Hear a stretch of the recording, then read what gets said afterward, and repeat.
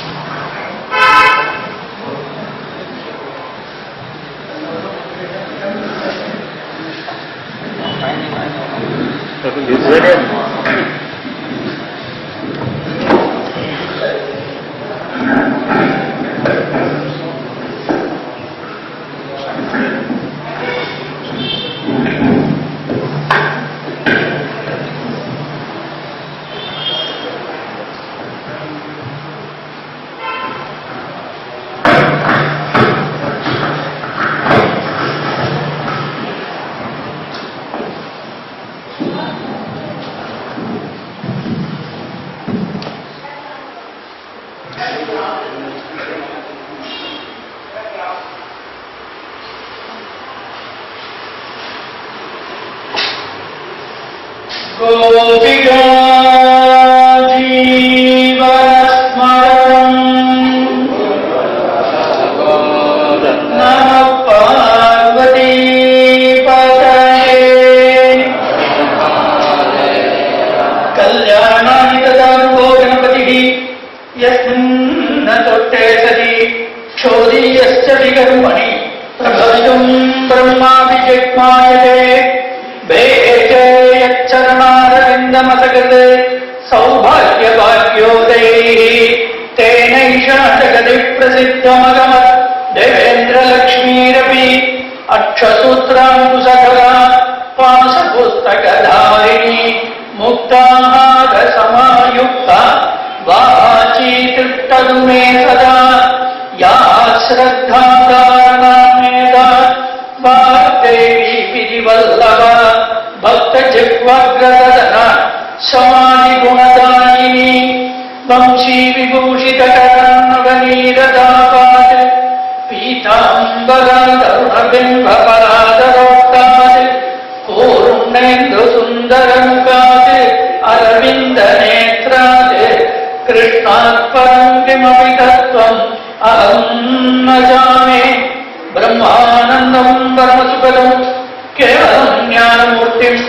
द्वन्द्वातीतं गगनसदृशं तत्त्वमस्यादिलक्ष्यम् एकं नित्यं विमलमचलं सर्वधी साक्षिभूतं भावातीतं त्रिगुणरहितं सद्गुरुं तं नमामि सदाशिवसमारम्भां शङ्कराचार्यमध्यमाम् अस्मदाचार्यपर्यन्तां वन्दे गुरुपरम्पराम् शङ्खचक्रमहामुद्रा पुस्तकाढ्यं चतुर्भुजं सम्पूर्णचन्द्रसङ्काशं அயக்ரீவமுபஸ்மகே அபார கருணா சிந்தும் ஞானதம் சாந்தரூபிணம் ஸ்ரீ சந்திரசேகர குரும் பிரணமாமி முதான்பகம். நாமாவளி சொல்றேன், கொஞ்சம் திருப்பி சொல்லும்படியா கேட்கிறேன். கோவிந்த கோவிந்த ஹரே முராரே,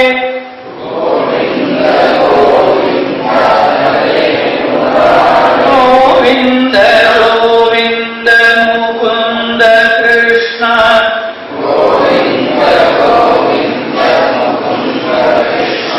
கோவிந்த கோவிந்த ரசாங்கபாணே,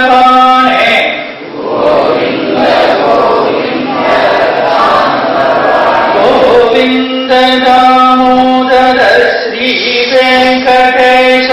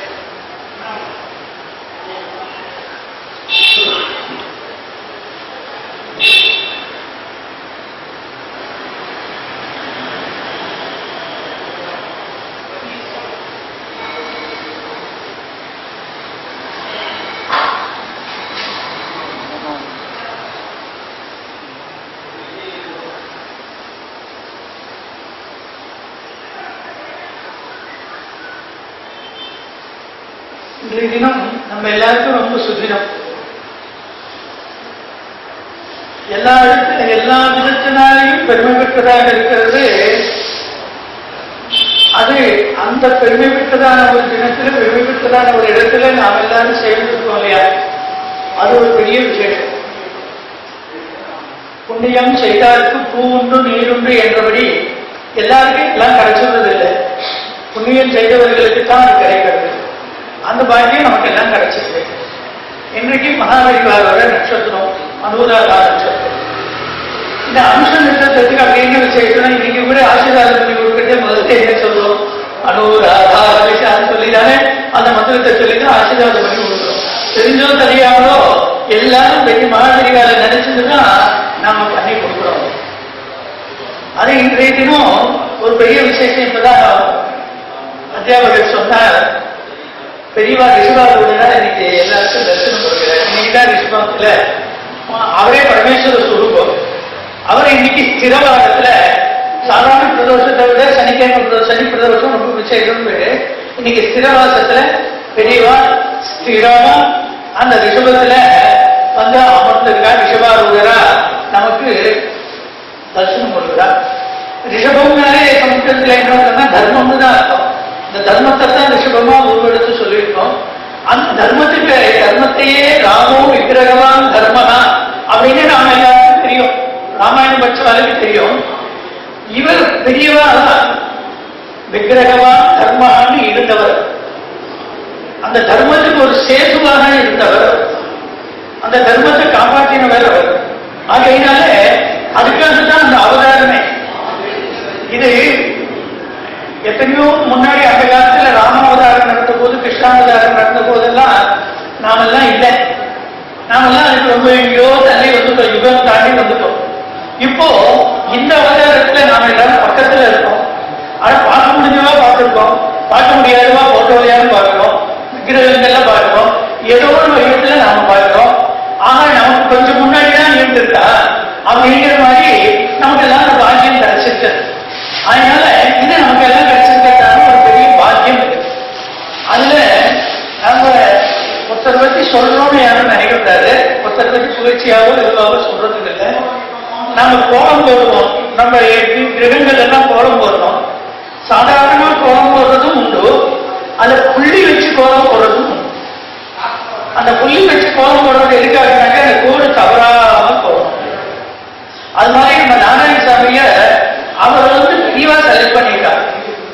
எத்தனையோ பேர் எத்தனையோ கைங்கரியங்களில் ஈடுபட்டு கொண்டு இருக்கலாம். ஆனா எல்லாருக்கும் அந்த பாக்கியம் கிடைக்கிறது இல்லை. அவர் அந்த கைங்கரியத்தில் ஈடுபட்டு அந்த பூர்ணமாக தன்னுடைய வாழ்க்கையே தன்னுடைய எல்லாத்தையுமே உடல் பொருள் ஆவி என்று சொல்லக்கூடிய எல்லாவற்றையுமே அவருக்காகவே அர்ப்பணம் பண்ணி அவர் வாழ்ந்துருக்காரு. அவரை சொல்றதுக்காக சொல்லல, இருந்தாலும் கூட அவர் செலக்டிவ். நீங்க பாருங்க, நம்ம எல்லாருக்கும் தெரியும் பகவான் வந்து ஒரு நாளைக்கு பௌர்ணமி இன்னைக்கு ராத்திரி அந்த கங்கை கரையில இருந்து யமுனா நதி கரையில வேணுகானம் பண்ணினார் அப்படின்னு தெரியும்.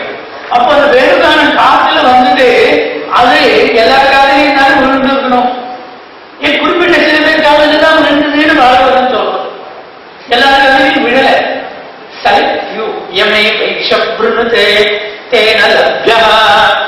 அதனால யார் அந்த பரமபுருஷன் யாரை தேர்ந்தெடுத்துக்கிறானோ அவனுக்கு தான் அவன் தன்னை வெளிப்படுத்திக்கிறாங்கிற உபனிஷத் வாக்கியம் எல்லா இடங்களையும் போல நம்ம நாராயணசாமியார் வாழ்க்கையிலேயே சத்தியம் பண்ணிருக்கு.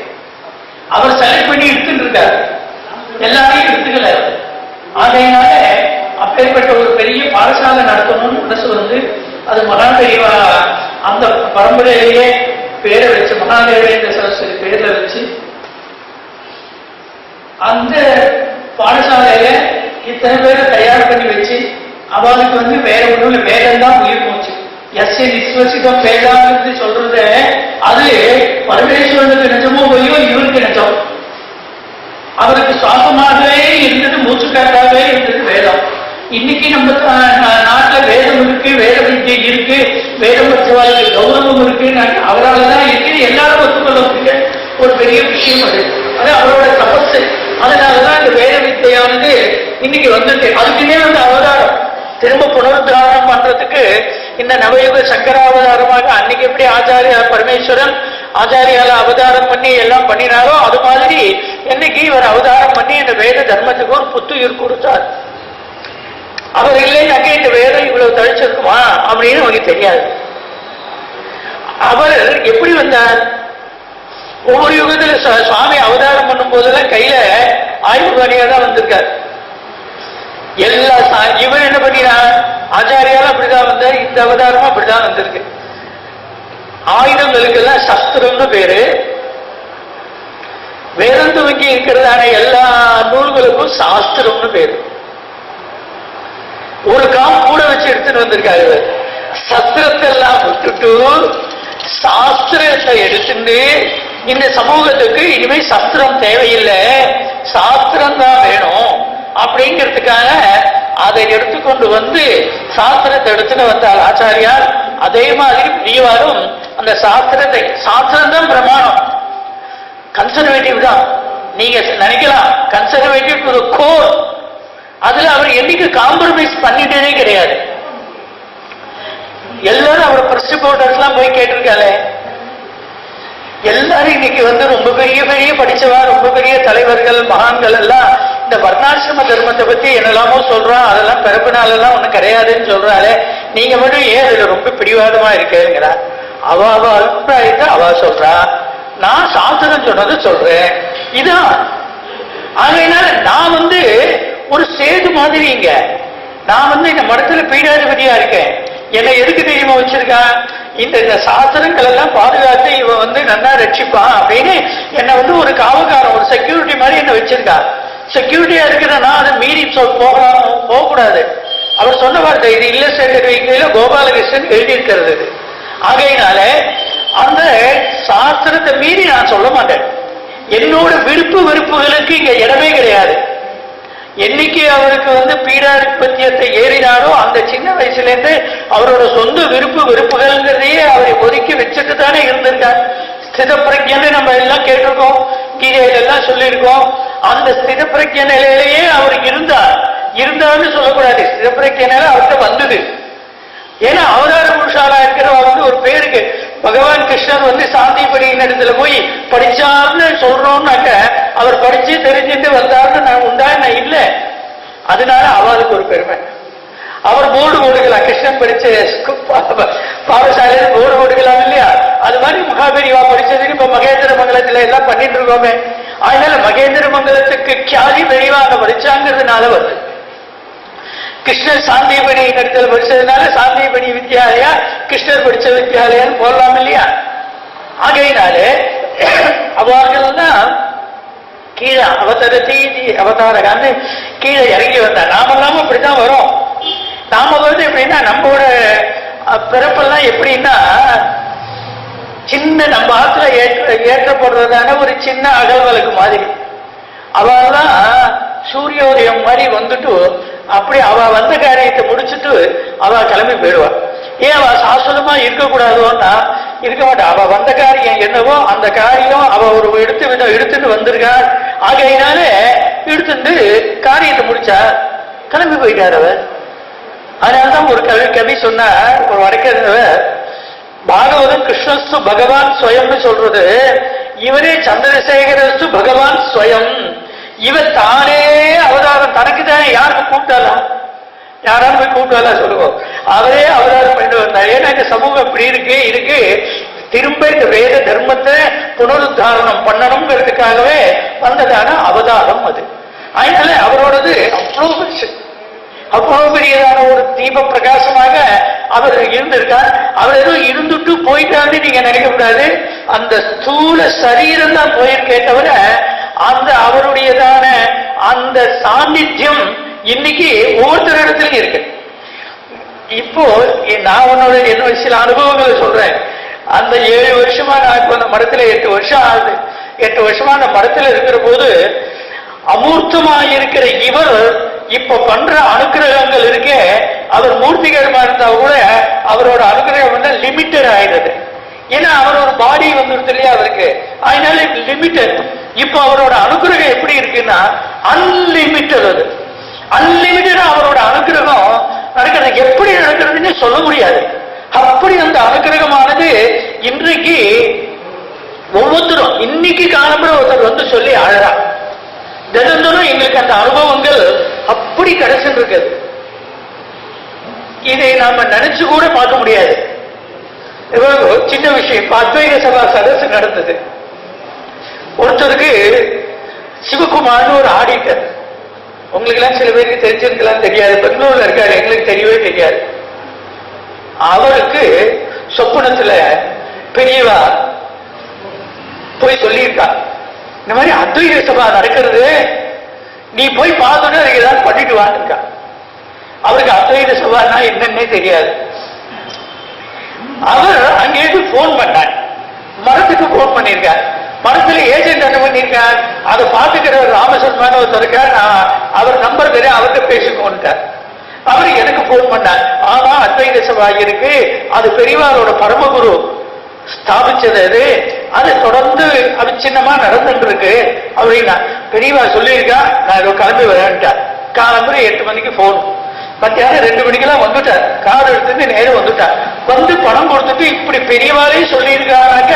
அப்போ அந்த அத்வைத சபா அவரோட பரமகுரு ஆரம்பிச்சதுல அவருக்கு எவ்வளவு ஒரு சத்தையும் இதுவும் இருக்கணும் பாருங்க. நினைச்சு கூட பார்க்க முடியாது நம்மால. அப்படி ஒவ்வொருத்தர் அது வந்து அனுக்கிரகம். ஒரு செட்டியார் காஞ்சிபுரத்திலிருந்து ஒரு 60 கிலோமீட்டர் ஊர்ல இருக்கு. காலமாயிட்டார் அவர், 98 வயசு. அவர் 2 பேர் பிடிச்சி அழிச்சுன்னு வரா. அவர் ரிட்டையர் ஆகி அவர் சொன்னார், வந்தபோது 1.5 வருஷத்துக்கு முன்னாடி வந்தார். ரிட்டையர் ஆகி அவர் எவ்வளவு வருஷம் சர்வீஸ் பார்த்தாரோ அதை விட அதிக காலம் பென்ஷன் வாங்கியிருக்கார். 40 வருஷத்துக்கு மேல பென்ஷன் வாங்கியிருக்கார் அவர். 50 வருஷம் 58ல ரிட்டையர் ஆயிட்டு. அவர் பெரியவா சொன்னாலாம், நீ சம்பாதிக்கிறதெல்லாம் ஒன்றும் பெருசு இல்ல, வேத ரட்சணத்துக்கு நீ கொடுக்கணும் அப்படின்னாலாம். அதுக்காக அவருக்கு வந்து ரொம்ப வசதி உள்ளவர்லாம் கிடையாது. சிறுக ஏதோ சேர்த்து அது 2.5 லட்சம் 3 லட்சமா ஆகணும் அப்படின்னு தீர்மானம் பண்ணிட்டு 3 லட்சம் ஆனதும் அதை எடுத்து அப்படியே ஒரு நோடு கட்டு, ஒரு பூட்டையில கட்டி அங்கவஸ்திரத்துல கட்டி எடுத்துட்டு 1.5 வருஷம் முன்னாடி 2 பேர் அவர் பேர பையங்களாம் அவரை பிடிச்சி அழிச்சுன்னு வரான். அழிச்சுன்னு வந்து அங்கேருந்து வந்து, நீங்க தானே இந்த ராமசர்மா, ஆமா. நீங்க தான் வேதரட்ச நிதி ட்ரஸ்ட் பாத்துக்கிறீங்களா, ஆமா அப்படின்னு சொல்லிட்டு அவர் அழ ஆரம்பிச்சுட்டார். இந்த மாதிரி என் பெரியவா சொன்னார், என் வாழ்க்கை முடியறதுக்குள்ள நான் சேர்த்து கொண்டு கொடுத்துடணுங்கிறதுக்காக வந்தேன். எனக்கு பெரியவா சொப்பனத்தில் சொன்னா, நீ சேர்த்துட்டே அப்போ ஒரு கொண்டு கொடுனா. அடுத்த 2 மாதத்துல காலமாயிட்டார். அப்புறம் அப்படியே கொண்டு போய் அதிஷ்டானத்துக்கு வாங்கன்னு ஒரு அதிஷ்டானத்துக்கு அழிச்சுன்னு போய் அங்க வச்சு அது பண்ணிட்டு அப்புறம் அவருக்கு ரசீது எல்லாம் போட்டு கொடுத்தோம். அதனால ஏதோ அன்னைக்கு பெரியவா பொருத்தமா இருக்கிற போது அனுகிரகம் சின்ன வட்டத்தில் இருந்தது இப்ப ரொம்ப ரொம்ப பெரிய வட்டமா போயிட்டு இருக்கு. ஏன்னா இதோட டைமென்ஷன் நம்ம நினைச்சு கூட பார்க்க முடியாத டைமென்ஷனுக்கு ஃபாரின்ல இருக்கிறவங்களுக்கு சொப்பனம். நேத்திக்கு ஒருத்தர் வந்தார் திருவொற்றியூர்ல இருந்து. ஒரு 15 நாள் முன்னாடி இங்க பாடசாலையில இருந்து தங்கிட்டு திருவொற்றியூர் போயிட்டு வந்தாங்க. வேலை நடக்கிறது, அங்க ஒரு மண்டபம் கட்டுறா. அந்த பெரிய காலனி இருக்கு, மகாபெரிவானாலேயே அதை நம்ம மடத்துக்குன்னு கொடுத்தது. அங்க ஒரு சின்ன பிள்ளையார் கோயில், அங்க நம்ம 2 அதிஷ்டானம் இருக்கு. அந்த பிள்ளையார் கோயிலுக்கு எதிரில் ஒரு பிரவச்சன மண்டபம், தியான மண்டபம் கட்டின்னு இருக்கா. அது போய் பெரியவா சொன்னா, அதனால போய் எப்படி வேலையெல்லாம் நடக்கிறதுன்னு பார்த்துட்டு அதுக்கு பார்த்துட்டு அப்புறம் நம்ம டொனேஷன் கொடுக்கலாம், மரத்துல இருந்து ஏதாவது கான்ட்ரிபியூஷன் கொடுக்கலாம் அப்படின்னு சொன்னா. பெரிய ப்ராஜெக்ட் எடுத்துட்டு இருக்கா. நான் போயிட்டு வந்தேன். அவரே போன் வந்தது போன வாரம். நேத்திக்கு அவரே வந்துட்டார். கண்ணன் கண்ணீருமா சொல்றார், நீங்க வந்துட்டு போனேன், பெரியவா சொன்னா பார்த்துட்டு வர சொன்னான்னு சொன்னேன். அதிஷ்டானம் எல்லாம் பார்த்துட்டு நல்லபடியா நடக்கணும், நீங்க பெரியவாள்கிட்ட பிரார்த்தனை பண்ணிக்கோங்க அதிஷ்டானத்தில்னு சொல்லி அனுப்பிச்சோம். லண்டன்ல இருக்கா. அவரோட மாமனார் மாமியார் இங்கதான் நங்கநல்லூர்ல இருக்கா. எல்லாரும் வந்தா படத்துக்கு. அந்த லண்டன்ல ஒரு டாக்டர், அவ ஒய்ஃப் டாக்டர். அந்த மாமிக்கு சொப்பனத்துல திருவொற்றியூர்ல என் காலனி இருக்குனாலாம். நினைச்சு பாருங்க நீங்க, என் காலனி அங்க இருக்கு. அங்க என் சிஷ்யன் பேர்ல, அதாவது ஜெயேந்திர சரஸ்வதி சுவாமிகள் பிரவச்சன மண்டபம் கட்டுறான். அவன் பேர்ல ஒரு மண்டபம் கட்டுறான். நீ உன்னால முடிஞ்ச படத்தை கூட இருக்கு. அவளுக்கு சம்பந்தமே கிடையாது, அவளுக்கு தெரியவே தெரியாது. இன்னைக்கு நேற்றுக்கு நடந்தது இது. அவர் அங்க இருந்து கண்ணு கண்ணீருமா அழறார். பேங்க் பாஸ்புக்கை காமிக்கிறார். அவர் உடனே என்ன பண்ணிருக்கார், அவருக்கு என்னன்னே தெரியல. அவர் உடனே என்ன பண்ணாரா, இந்த மகாசுவாமி வெப்சைட்னு ஏதோ ஒன்று இருக்கு போடு, அதுல போய் பார்த்திருக்கார். அதுல திருவொற்றியூர்ல இந்த மாதிரி கைகரியம் நடந்துட்டு இருக்குன்னு போட்டிருக்கா. அங்க 2 அதிஷ்டானம் இருக்குன்னு கேட்டிருக்கா. உடனே ஒரு மாமனாருக்கு போன் பண்ணியிருக்கார். அவர் நான் அதுக்கெல்லாம் போனதே இல்லையேன்ட்டார். திருவொற்றியூர்ல நான் போனதில்லை, எனக்கு தெரியாது அப்படின்ட்டார். இல்ல இந்த மாதிரி வந்திருக்கு, நீங்க கொஞ்சம் விசாரிங்கன்னு இருக்கார். அப்புறம் அவர் யாரையோ அவரை பிடிச்சி இவரை பிடிச்சி திருவொற்றியூருக்கு இங்க சந்திரசேகர்னு ஒருத்தர் இருக்கார். அவருக்கு போன் பண்ணி அவர் உடனே ஆமா இங்க எல்லாத்தையும் பண்ணிட்டு இருக்கோம் அப்படின்னு எல்லாம் சொல்ல, உடனே உங்களுக்கு என்ன பண்ண சொல்லுங்க, நீங்க பேச முடியுமா அவரோட இருக்க, பேசுறேன்னு இருக்க. அவங்க மாமனார் நம்பர் கொடுத்திருக்கார், அவர்கிட்ட பேசியிருக்கா.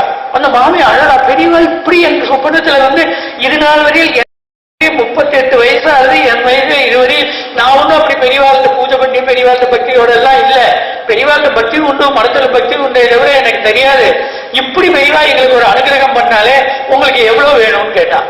எங்களுக்கு இப்ப இம்மிடியேட்டா வேண்டியது 4 லட்சம். அதுக்கப்புறம் கொஞ்சம் மெயின்டெனன்ஸ் அதெல்லாம் இருக்கு, மற்றபடி எல்லாம் இருக்கு. அவ்வளவுதானே, உங்க அக்கௌண்ட் நம்பர் சொல்லுங்கன்னா 4 நாள் முன்னாடி அக்கௌண்ட்ல கிரெடிட் ஆயிட்டு அங்கேருந்து டிரான்ஸ்ஃபர்ல வந்துருது. நெட் டிரான்ஸ்ஃபர்ல 4 lakhs அனுப்பிச்சிருக்கா. நினைச்சு பாருங்க, அதாவது நம்ம நினைச்சு போய் நம்ம வசூலுக்கு போனா கூட கொடுக்க மாட்டா. ஒரு 10 ரூபா வசூல் பண்றதுனாக்க எவ்வளவு பெரிய காரியம் தெரியும். அவளுக்கு மனசு இருக்கும். அவ கேட்ட உடனே ஐயோ நல்ல காரியமா தான் கேட்கிறான், சரி ஒரு 1000 ரூபாய் கொடுப்போமே நினைச்சிருந்தா அவர் என்ன பண்ணுவோம், உட்காருங்கன்னு சொல்லிட்டு ஹாலில் உட்காந்து வச்சுட்டு பீரோ தரகத்துக்கு போவார். யாரையும் தப்பா சொல்ல. அவத்து மாமி என்ன பண்ண போனவர், எதுக்கு கொடுக்க போற, என்ன அவரை எதுக்கு வந்திருக்கான்னு கேட்பா. வந்திருக்கா 1000 ரூபாய் கொடுக்கலான்னு நினைக்கிறேன். தினம் இந்த மாதிரி 2 பேர் வந்துட்டே நீங்க வரவாளுக்கெல்லாம் கொடுத்துட்டு இருக்க முடியுமா, இதெல்லாம் பார்த்து கொடுக்கும் அப்படின்பா. எவ்வளவு கொடுக்கறது அப்படின்னு மாமியை கேட்பார். ஏதாவது ஒரு 100 200 கொடுத்து அனுப்புவோம்பா. அவர் 1000 தான் நினைச்சார், ஆனா 100 200 அவர் கொடுத்துட்டு அனுப்பிச்சிடுவார். அதாவது அதுக்கும் பாக்கியம் இருந்தாதான் கொடுக்க முடியும். எல்லாரும் நினைச்சா கூட அதுல பங்கெடுத்து முடியாது. ஒரு பொண்ணு அது இங்க வேலை கிடைக்கணும்னு பிரார்த்தனை பண்ணிட்டு சுத்தின்னு இருக்கு. வேலை கிடைச்சுட்டு கிடைச்ச உடனே என்ன பண்ணிருக்கு, முதல் சம்பளத்தை பெரியவாள் அதிஷ்டானத்துல வச்சு கொடுத்துடணும் அப்படின்னு வந்திருக்கு. யாரோ சொன்னாலாம் நீங்க அந்த முதல் பெரியவாளோட பெட் ப்ராஜெக்ட் வேதரட்சண நிதி அவரை ஆரம்பிச்சது. ஆகையினால நீ அந்த வேதரட்சண நிதிக்கே கொடு, நீ போய் பெரியவாள பிரார்த்தனை பண்ணிட்டு அப்படின்னா. அவர் என்ன பண்ணிருக்கா, அந்த பொண்ணு அவன் அப்பா அம்மாவால வர முடியல, சித்தப்பா வயசுன்னு வந்திருக்கா. அந்த பொண்ணு ரொம்ப படிச்சிருக்கா, நிறைய என்னெல்லாம் பிஇ படிச்சிருக்கு, எம்பிஏ படிச்சு எல்லாம் படிச்சிருக்கா, நல்ல வேலை கிடைச்சிருக்கு. மாசம் 1.25 லட்சம் ரூபாய் சம்பளத்துல வேலை கிடைச்சிருக்கு அந்த பொண்ணுக்கு. அந்த முதல் மாச சம்பளம் 1.25 லட்சம் ரூபாய் எடுத்துன்னு வந்திருக்கா. ஹேண்ட்பேக்ல அது அவளோட பாஸ்போர்ட், வெளிநாட்டுல வேலை கிடைச்சா போகணுமே, அதுக்காக அவளோட ஐடென்டிட்டி கார்டு, அப்புறம் முதல்ல பணம் இத்தனை எடுத்துன்னு வந்திருக்கா. அதிர்ஷ்டனுக்கு வாசல்ல அதை வச்சுட்டு நமஸ்காரம் பண்ணிட்டு இருந்திருக்கா. ஹேண்ட்பேக் காணும். என்ன பண்ணுவீங்க, மாமா ஹேண்ட்பேக் காணும். அங்கேருந்து வந்தவன் சித்தப்பா அழிச்சுன்னு வந்தா போன்னு அழுதா. நான் சொன்னேன், மாமி இது பாருங்க, கவலைப்படாதீங்க, நீங்க ஒரு பிரச்சனை பண்ணி பெரியவாளை பிரார்த்தனை பண்ணிக்கோங்க, பெரியவாளுக்கு தானே கொண்டு கொடுத்து, எனக்கு பணத்தை பத்தி கூட இது இல்லை, நான் கொடுத்துடுவேன். எனக்கு இந்த பாஸ்போர்ட் போயிடுத்து, இது போயிடுத்து, எனக்கு அந்த ஹேண்ட்பேக் கிடைச்சா கூட போறோம் அப்படின்னா. கவலையே படாதீங்க, பெரியவாளை பிரார்த்தனை பண்ணி பிரதர்சனை பண்ணுங்கோ, பையனுக்கு பிரதர்சனம் பண்ணுங்கோ. பிரதர்சனம் பண்ணிட்டு நீ அங்கே வந்தா பிரதர்சனம் பண்ணிட்டே இருந்தா. சரி பண்ணிட்டே இருந்தா உடனே இப்படி வருமா, நீங்க உட்காந்துங்க, அதிஷ்டானத்துல இருங்க, தானே உங்களுக்கு பலன் கிடைக்கும் அப்படின்னு சொல்லிட்டு சரிட்டு உட்கார்ந்து இருந்தா. கோயில்ல இருந்து போன், காமாட்சி அம்மன் கோயில்ல இருந்து அந்த சீகாரியும் போன் பண்ண, இந்த மாதிரி இங்க ஆபீஸ் வாசல்ல யாரோ ஹேண்ட்பேக்கை தூக்கி எரிச்சுட்டு போயிருக்கா. ஒரு ஹேண்ட்பேக் இருக்கு, அதுல ஒரு பாஸ்போர்ட் இருக்கு, அப்புறம் வேற என்னெல்லாமோ ஐடென்டிட்டி கார்டு எல்லாம் இருக்கு, ஏதோ 100-200 ஏதோ பணம் இருக்கு அப்படின்னா. சரி அது இங்கதான் ஒரு தொலைச்சுட்டா, நீங்க கொடுத்து அனுப்புறீங்களான்னு கொடுத்து அனுப்பிச்சேன். அப்புறம் இந்த பொண்ணு கேட்டேன், உன் பேர் என்னமான்னு கேட்டேன். அதெல்லாம் சரியா இருந்தது. அப்புறம் பெரியவாள்கிட்ட போய் இந்த விஷயத்தை சொல்லிட்டு, அப்படியா நடந்தது அப்படின்னா, பணம் போயிடுத்து அப்படின்னா பெரியவா. இல்ல பெரியவா, அவ பணம் போனாலும் பரவாயில்லை, எனக்கு ஹேண்ட்பேக் கிடைச்சா போதும்னா. பெரியவா பார்த்தா அந்த பணம் யாருக்கும் அவர் செலக்ட் பண்ணி வச்சிருக்க, அந்த பணம் அவளுக்கு போயிடுத்து. ஆகையினால இந்த ஹேண்ட்பேக் மட்டும், இவர் ஹேண்ட்பேக் தானே கேட்டா, ஹேண்ட்பேக் கிடைச்சிருச்சு. நான் அடுத்த மாசம் 2 மாசம் சம்பளம் சேர்த்து இருக்கு, வட்டியும் முதலுமா, பெருமாள் வட்டியும் முதலுமா எப்படி வாங்கிக்கிறாரோ அது மாதிரி பெரியவாளுக்கு நான் செய்யறேன்னு சொல்லிட்டு போனேன். செஞ்சா. அது மாதிரி இன்னைக்கும் நம்ப முடியாத விஷயங்கள் தான் நிறைய நடக்கு. நமக்கு நம்மளோட பகுத்தறிவுக்கு இதெல்லாம் நமக்கு நினைச்சு கூட பார்க்க முடியல. பெரியவாளுக்கு தங்கரதம் பண்ணணும் அப்படின்னு பெரியவாளுக்கு திடீர்னு என்னமோ மனசுல தோணிருக்கு. அப்புறம் 2-3 பேரை கேட்டா, தங்கரதம் பண்ணலாம், தங்கரதம் பண்றதுக்கு ஏற்பாடு பண்ணலாம் அப்படின்னா.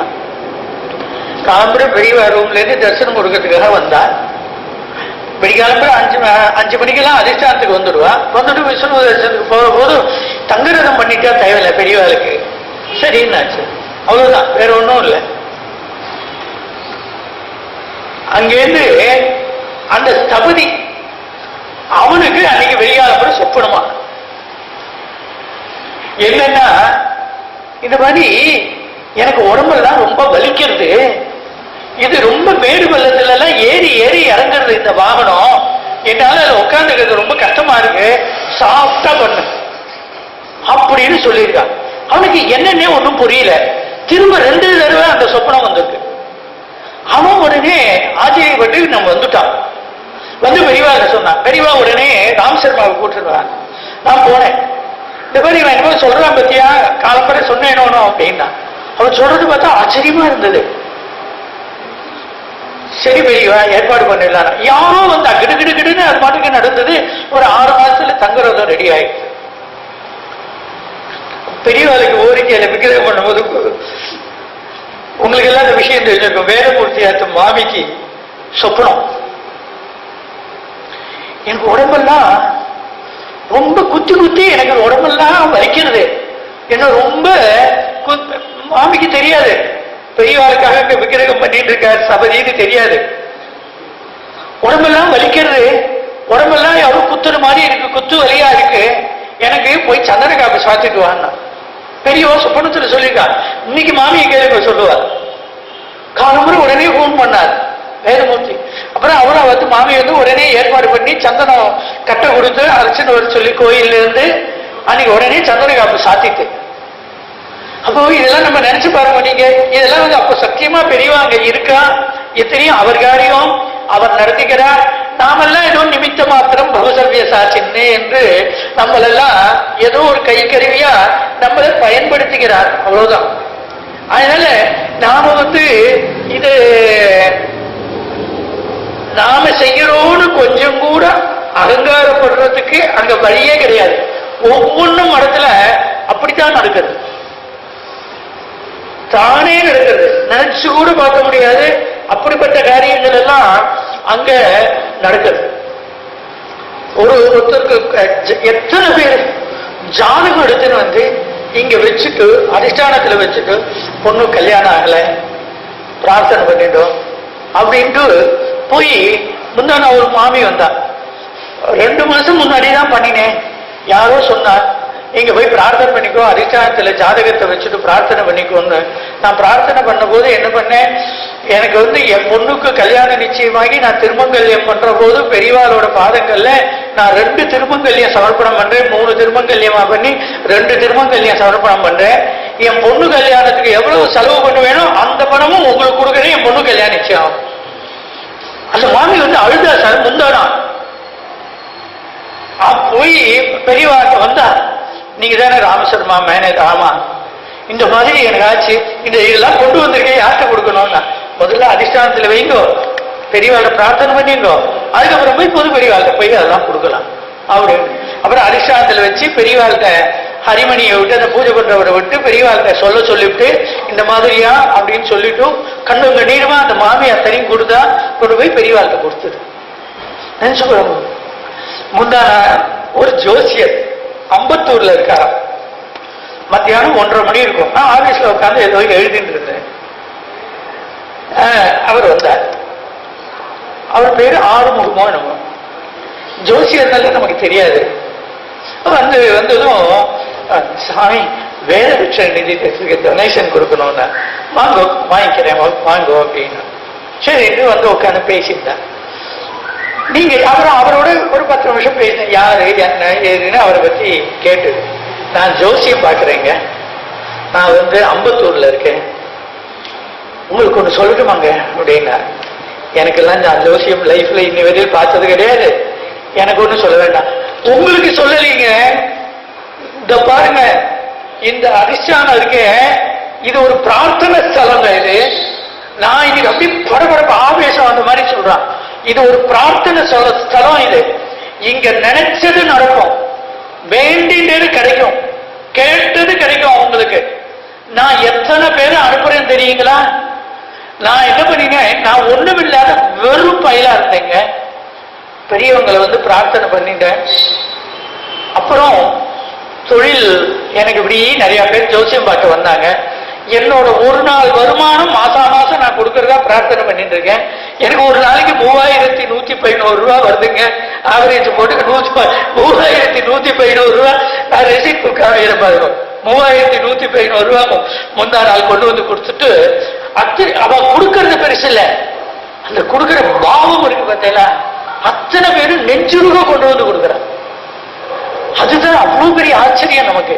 அப்போ அங்க உட்கார்ந்துட்டு அவர் என்னெல்லாம் லீலைகள் பண்ணிட்டு இருக்காருங்கிறது நம்ம வந்து நினைச்சே பார்க்க முடியாத காரியங்கள், சாதிக்கவே முடியாத காரியம், நம்மளால நினைச்சு கூட பார்க்க முடியாது, அவ்வளவு பெரிய காரியம். பெரியவங்க பிரார்த்தனை பண்ணிட்டு நீங்க போன எல்லாம் அது நடக்கும், சத்தியமா நடக்கிறது. பெரிய ஒரு கேஸ், ரொம்ப பெரிய கேஸ். அதுல வந்து அதுல இருந்து நல்லபடியா மீண்டு வந்தா போறோம் அப்படின்னு பிரார்த்தனை பண்ணிட்டு, அது அன்னைக்கு மத்தியானம் போன உங்களுக்கு பி ரிப்போர்ட் ரெடி ஆயிட்டு, எதை பத்தியும் கவலைப்பட வேண்டாம், பெரியவாழ்க்கை சொல்லும் போது நினைச்சு பாருங்க நீங்க எப்படி நடக்கும். அது நாம நினைச்சா நடக்குமா சார்? யாரோ தான் சும்மா ஒண்ணும் இல்லாத ஒரு அக்கம்போரை எழுதிவிட்டான் இன்கம் டேக்ஸ் டிபார்ட்மெண்ட்டுக்கு. அங்கிருந்து இந்த இன்கம் டேக்ஸ்ல ஒரு இன்வெஸ்டிகேஷன் டிபார்ட்மெண்ட் தனியா அவளுக்கு ஒண்ணு இருக்கு, அது அவளுக்கு ரொம்ப பவர்ஃபுல் டிபார்ட்மெண்டா, அது தெரியாது. அவளுக்கு இது நோட்டீஸ் வந்துருச்சு. நோட்டீஸ் வந்தது பார்த்தாக்க அப்புறம் எங்க ஆடிட்டர் கேட்டேன், ஐயோ என்ன பண்றதுன்னா, எதிர்ச்சியா யாருக்கு சீஃபோ அவர் ஒரு ஐயங்கார். அவருக்கு பெரியவாள் இடத்துல, மகா பெரியவாள் இடத்துல அவ்வளவு அபரிமிதமான பக்தி. அவருக்கு ஒரு ஃப்ரெண்டு இருக்கார், அவர் பேரு மூர்த்தின்னு பேரு. அவர் SRMல டைரக்டரா இருக்கார். அவர்கிட்ட இந்த மாதிரி மடத்துக்கு ஒண்ணு வந்திருக்கு, யாரோ அக்கப்போர் பண்ணிட்டான், எனக்கு என்ன பண்றதுன்னு தெரியலையே அப்படின்னு அவர் சொல்லியிருக்கார். கவலைப்படாதீங்க, நான் எனக்கு வேண்டியவர் இருக்கார், நான் போன் பண்ணி சொல்றேன்னா. அவர் எனக்கு போன் பண்ணார், இந்த மாதிரி வந்திருக்காங்க. ஆமா வந்திருக்கு, எங்களுக்கே என்ன பண்றதுன்னு புரியலன்னா. கவலைப்படாதீங்க, அந்த யாரு சீஃபோ நாங்க பெரியவர்கள் தான் பிரார்த்தனை பண்ணிக்க முடியும். இதை நம்ம கைக்கு அப்பாற்பட்ட விஷயத்துக்கு நீங்க என்ன பண்ண முடியும்? பெரியவாழ்கிட்ட பிரார்த்தனை பண்ணிட்டு இருக்கோம் அப்படின்னு. கவலைப்படாதீங்க, நீங்க வர முடியுமான்னா. பேசா வரேன், நீங்க சொல்லிட்டு உடனே வாங்குவோம் அப்படின்னா. அவர் மத்தியானம் மறுநாளைக்கு போன் பண்ணியிருக்கார், காலம்புற 10:30 மணி இருக்கும். ஒன்று பெரியவாளுக்கு போய் சொன்னேன், இந்த மாதிரி வந்தது பெரியவாளுக்கு எனக்கு தெரியும் சொல்லியாச்சு, இந்த மாதிரி அவர் வர சொல்லியிருக்கார், நான் போய் பார்த்துட்டு வந்துட்டு வாங்க. போன பெரியவா பிரசாதம் கொடுத்து ஷால் கொடுத்து, நான் இந்த பெரியவா படம், பெரிய படம், ஒரு 2.5 அடிக்கு 2 அடி மகா பெரியவா படம், அது எடுத்துட்டு பிரசாதம் எடுத்துட்டு அங்க போய் SRM காலேஜ் இருக்கு இல்லையா, அங்க போய் அவரையும் அந்த டைரக்டரையும் அழைச்சிட்டு நேராக இன்கம் டேக்ஸ் டிபார்ட்மெண்ட்டுக்கு போனோம். போய் இந்த படத்தை கொடுத்து அவர் எங்களுக்கு நமஸ்காரம் பண்ணிவிட்டார், அந்த சீஃப் டைரக்டர் அந்த இன்கம் டேக்ஸ் டிபார்ட்மெண்ட். எங்களுக்கு என்ன கௌரவம் இருக்கு கிடையாது, ஒரு கௌரவம் கூட கிடையாது. பெருமாள் வீதி உலாவரான்னு வச்சுக்கோ. இங்க ராமசர்மான ஒருத்தர் கூப்பிட்டு நீங்க உபன்யாசம் பண்ண வைக்கிறீங்கன்னாக்க ராமசர்மாங்கிற தனிநபருக்கு ஒரு கௌரவமும் கிடையாது. இது வெறும் பேப்பர் வைத்து கூட கிடையாது. பெருமாள் வீதி உலாவரான்னு வச்சுக்கோ. அப்போ அந்த பட்டாச்சாரியார் உட்கார்ந்து இருப்பேன், ஸ்ரீபாதம் தாங்கிகள் தூக்கின்னு வருவா 16-20 பேரு, தீவட்டி பிடிக்கிறவர் தீவட்டி பிடிச்சுன்னு வருவான். பெரிய ஆயுதாகினியா இருக்கிறவர் யோக வேஷ்டியை எடுத்து இடுப்புல கட்டிட்டு அந்த தெருவில் மண்ணுல விழுந்து நமஸ்காரம் பண்ணுவார். இந்த தீவட்டி பிடிக்கிறவனோ இந்த ஸ்ரீபாதம் தாங்கிகளோ இந்த நமஸ்காரம் எல்லாம் எனக்கு நினைச்சுக்க முடியுமோ? நினைச்சுக்க முடியாது. அது மாதிரி நாங்கெல்லாம் ஏதோ மகதாசிரியம் ஒருபோதும் பழுதுபடாதுன்னு சுவாமி தேசிகன் சொன்னார். அது மகதாசிரியம், அதனால அதுக்கு ஒரு பெருமை. இல்லைன்னா வேற எங்க பெருமைக்கா இருக்கும்? வேற ஒரு பெருமையும் எங்களுக்கு எல்லாம் கிடையாது. ஒரு நாளைக்கு நான் போயிட்டே இருந்தேன் சார், வெளியூருக்கு உபன்யாசக்காக போயிருந்தேன். போற வழியில செருப்பு அறுந்து போயிடுது. அது என் ஃப்ரெண்டாத்துல போய் இந்த செருப்பை வச்சுட்டு அறுந்து போயிடுது. நான் விலை உயர்ந்த செருப்பு வாங்கியிருக்கேன், நான் அதை விடுறதுக்கும் மனசு இல்லை. அதெல்லாம் நான் இங்க வச்சுட்டு போறேன், வாசத்தையே போட்டு போறேன், நான் திருப்பி வந்ததும் எடுத்துக்கிறேன், பஸ் ஸ்டாண்ட்ல தான் போறேன். சரிட்டா நான் போயிட்டு அப்புறம் மறுநாளைக்கு எடுத்துன்னு வந்துட்டேன். இன்னொரு நாளைக்கு அந்த மாதிரி வரும்போது ஸ்கூட்டர் பஞ்சர் ஆயிருக்கு. இங்க உட்காந்து வாசல்ல திண்ணையில வச்சுட்டு போறேன், நாளைக்கு எடுத்துக்கிறேன். பேஷா போயிட்டு வாங்க போல என்ன. இன்னொரு நாளைக்கு என் ஃப்ரெண்டு ஒருத்தர் வரேன் உபன்யாசத்துக்கு, அவரோட சேர்ந்து பஸ்ல ஏறி போகணுங்கிறதுக்காக போனேன். இன்னமும் பஸ் ஸ்டாண்டு கிட்ட வரும்போது திடீர்னு அவருக்கு மேசிவ் ஹார்ட் அட்டாக் போயிட்டார். என் ஃப்ரெண்டாத்துக்கு போய் நான் இந்த மாதிரி ஆயிடுத்து சித்த, இந்த பாடியை இங்க வச்சுட்டு போறேன், நான் எல்லாருக்கும் தகவல் சொல்லிட்டு, ஐயோ ஐயோ உள்ளே கொண்டு இது ஏதாவது கேள்வி ஆய போது அது பாடிங்கிறேன் சார். காதர்ந்து போன செருப்புக்கு இருக்கிற கௌரவம், பஞ்சரா போன டியூபுக்கு இருக்கிற கௌரவம் இந்த செருப்புக்கு இருக்கா? சீத சொல்ற அனுமன் இடத்துல இந்த வார்த்தைய இந்த சரீரத்துக்கு இருக்கா? இப்ப இந்த சரீரத்துக்கு எப்ப இருக்கு? உள்ள அவர் இருக்காரோ இருக்கு, அவரை சார்ந்து இருந்தாதான் இதுக்கு கௌரவம். எதனால ஏதோ நாங்கெல்லாம் அங்க சார்ந்து இருக்கோங்கிறதுனால தான் எங்களுக்கு ஒரு கௌரவம் இருக்கு.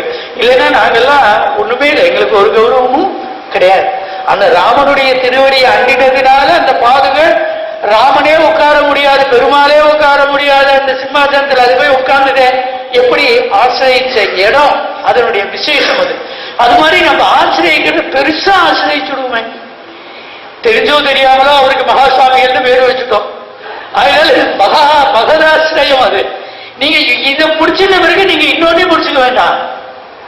ஏன்னா அவர் தானே எல்லாத்துக்கும் ரொம்ப மேம்பட்டவர், அவர் தானே. ஆகையினால நாம எப்படி இருக்கோம்? அவர் எப்படி? பிரதமோ தெய்வியோ பிஷக்கு, முதல் வைத்தியர் அவர் தான். அவர் தானே இவர். பிரபஞ்ச ஜுரத்துல இருக்கோம் நாமெல்லாம், ஆச்சாரியால் சொல்றார் பாக்கியத்துல. அதனால பிரபஞ்ச ஜுரத்துல இருக்கிறவருக்கு மருந்து கொடுக்கிறது அவர் தான். நமக்கு என்ன புரியுது, என்ன உடம்பு பண்றதுன்னே புரியல. டாக்டர்கிட்ட போய் கேட்டாக்கா அவர் என்ன பண்றதுன்னு என்ன கேட்கிறார். எனக்கு புரியாம தானே நான் அவர்கிட்ட போனேன். இவர் ஏபிசிடியில இவ்வளவு லெட்டர் வச்சுட்டு இருக்கிறவர் என்ன பார்த்தது, என் கையை பார்த்துட்டு ஸ்டெத்தாஸ்கோப்பை வச்சு பார்த்துட்டு அவர் சொல்லணுமா வேண்டாமா, இத்தனையும் சொல்லிட்டு அவர் ஒரு புல்ஸ்கேப் ஒரு 20 டெஸ்ட் எழுதிடுவாங்கன்னு சொல்லிட்டு இத்தனையும் சொல்றாரு அவர். ஒரு டாக்டர்கிட்ட வந்து போனா, என்னப்பா உனக்கு என்னன்னு தெரியலங்க, காலையில எழுந்தாலே தலையை சுத்துறது, தலையை வலிக்கிறதுங்க. சரி அப்புறம் என்ன பண்றது, உடம்பெல்லாம் வலி. சரி பசி எல்லாம் எப்படி இருக்கு, பசியே இல்லைங்க, பசி இருக்க மாட்டேங்கிறது. சரி ஏதாவது சாப்பிட்றியா, சாப்பிட்றேங்க. என்ன ஆச்சு, அப்புறம் சாப்பிட்டா ஜீரணமாக மாட்டேங்குதுங்க. சரி என்ன படுத்துட்டா தூக்கம் வர மாட்டேங்கிறது. என்ன எனக்கு என்னன்னே சொல்ல தெரியலைங்க, எனக்கு ஒண்ணுமே சரியில்லைங்க, உடம்பு முழுக்க வியாதியா இருக்குங்க. சரி உனக்கு ஒரு வாரத்துக்கு நான் மருந்து தரேன் அப்படின்னு பேர் எடுத்துட்டு உன் பேர் என்ன சொல்லுன்னா ஆரோக்கிய சாமிங்கன்னா. அது மாதிரிதான் நம்ம நாமெல்லாம் அப்படித்தான் இருக்கோம். பேர் ஏதோ பத்த பூஷணிக்காம பார்த்தீங்களா, அது மாதிரி நாமெல்லாம் ஏதோ ஆரோக்கியமா இருக்கிறதா நினைச்சுட்டு இருக்கோம். இல்ல, அவர் இருக்காரோ நாமெல்லாம் ஏதோ இருக்கோம். ஆகையினால அவர் தான் பிரதமோ தைரியோ பிஷக்கு. எனக்கு என்ன மருந்து கொடுக்கணும்னு அவருக்கு தெரியும். நோய் நாடி, நோய் முதல் நாடி, அது தீர்க்கும் வகை நாடி, வாய்ப்பு செயல்ல சிம்டம்ஸ் பார்த்து மருந்து கொடுக்கிற டாக்டர் இல்ல அவர். நோயோட மூலத்தை பார்த்து மருந்து கொடுக்கிறவர் அவர். எத்தனை பேருக்கு எத்தனை வியாதிகள் குணமாயிருக்கு. டாக்டர்லாம் ஆச்சரியப்படக்கூடிய அளவுக்கு கேன்சருங்கிறான், அதுங்கிறான், இதுங்கிறான். எப்படி ஆயிருக்கு. நேற்றுக்கு ஒரு மாமி வந்தா, இங்கதான் இருக்கா, மெட்ராஸ்ல இருக்கா டாக்டர். அந்த மாமி ஆப்தாமாலஜிஸ்ட். அவரோட ஹஸ்பண்ட் ஆர்த்தோ. அவர் SRF ப்ரொஃபஸரா இருக்கார், போர்டு மெம்பராகவும் இருக்கார். வல்லூர் ராமச்சந்திரையர் அவரோட பொண்ணு மாப்பிள்ள. அவர் இப்பதான் காலம் ஆயிட்டார். ஆனா வல்லூர் ராமச்சந்திரையர் பெரியவா அதிஷ்டானத்துக்கு தங்க கவசம் போடணும் அப்படின்னு மனசுல தோணிடும். பெரியவாட்ட கேட்டார், அதுக்கு என்ன, பெரியவாளுக்கு பிரார்த்தனை பண்ணிக்கோ, உங்ககிட்ட வாங்கிக்கணும்னு அவர் இஷ்டப்பட்டாருன்னா போகணும். அவர் கமிட் பண்ணிட்டு ஒன்னும் சொல்லல பெரியவா. சரின்னுட்டார்.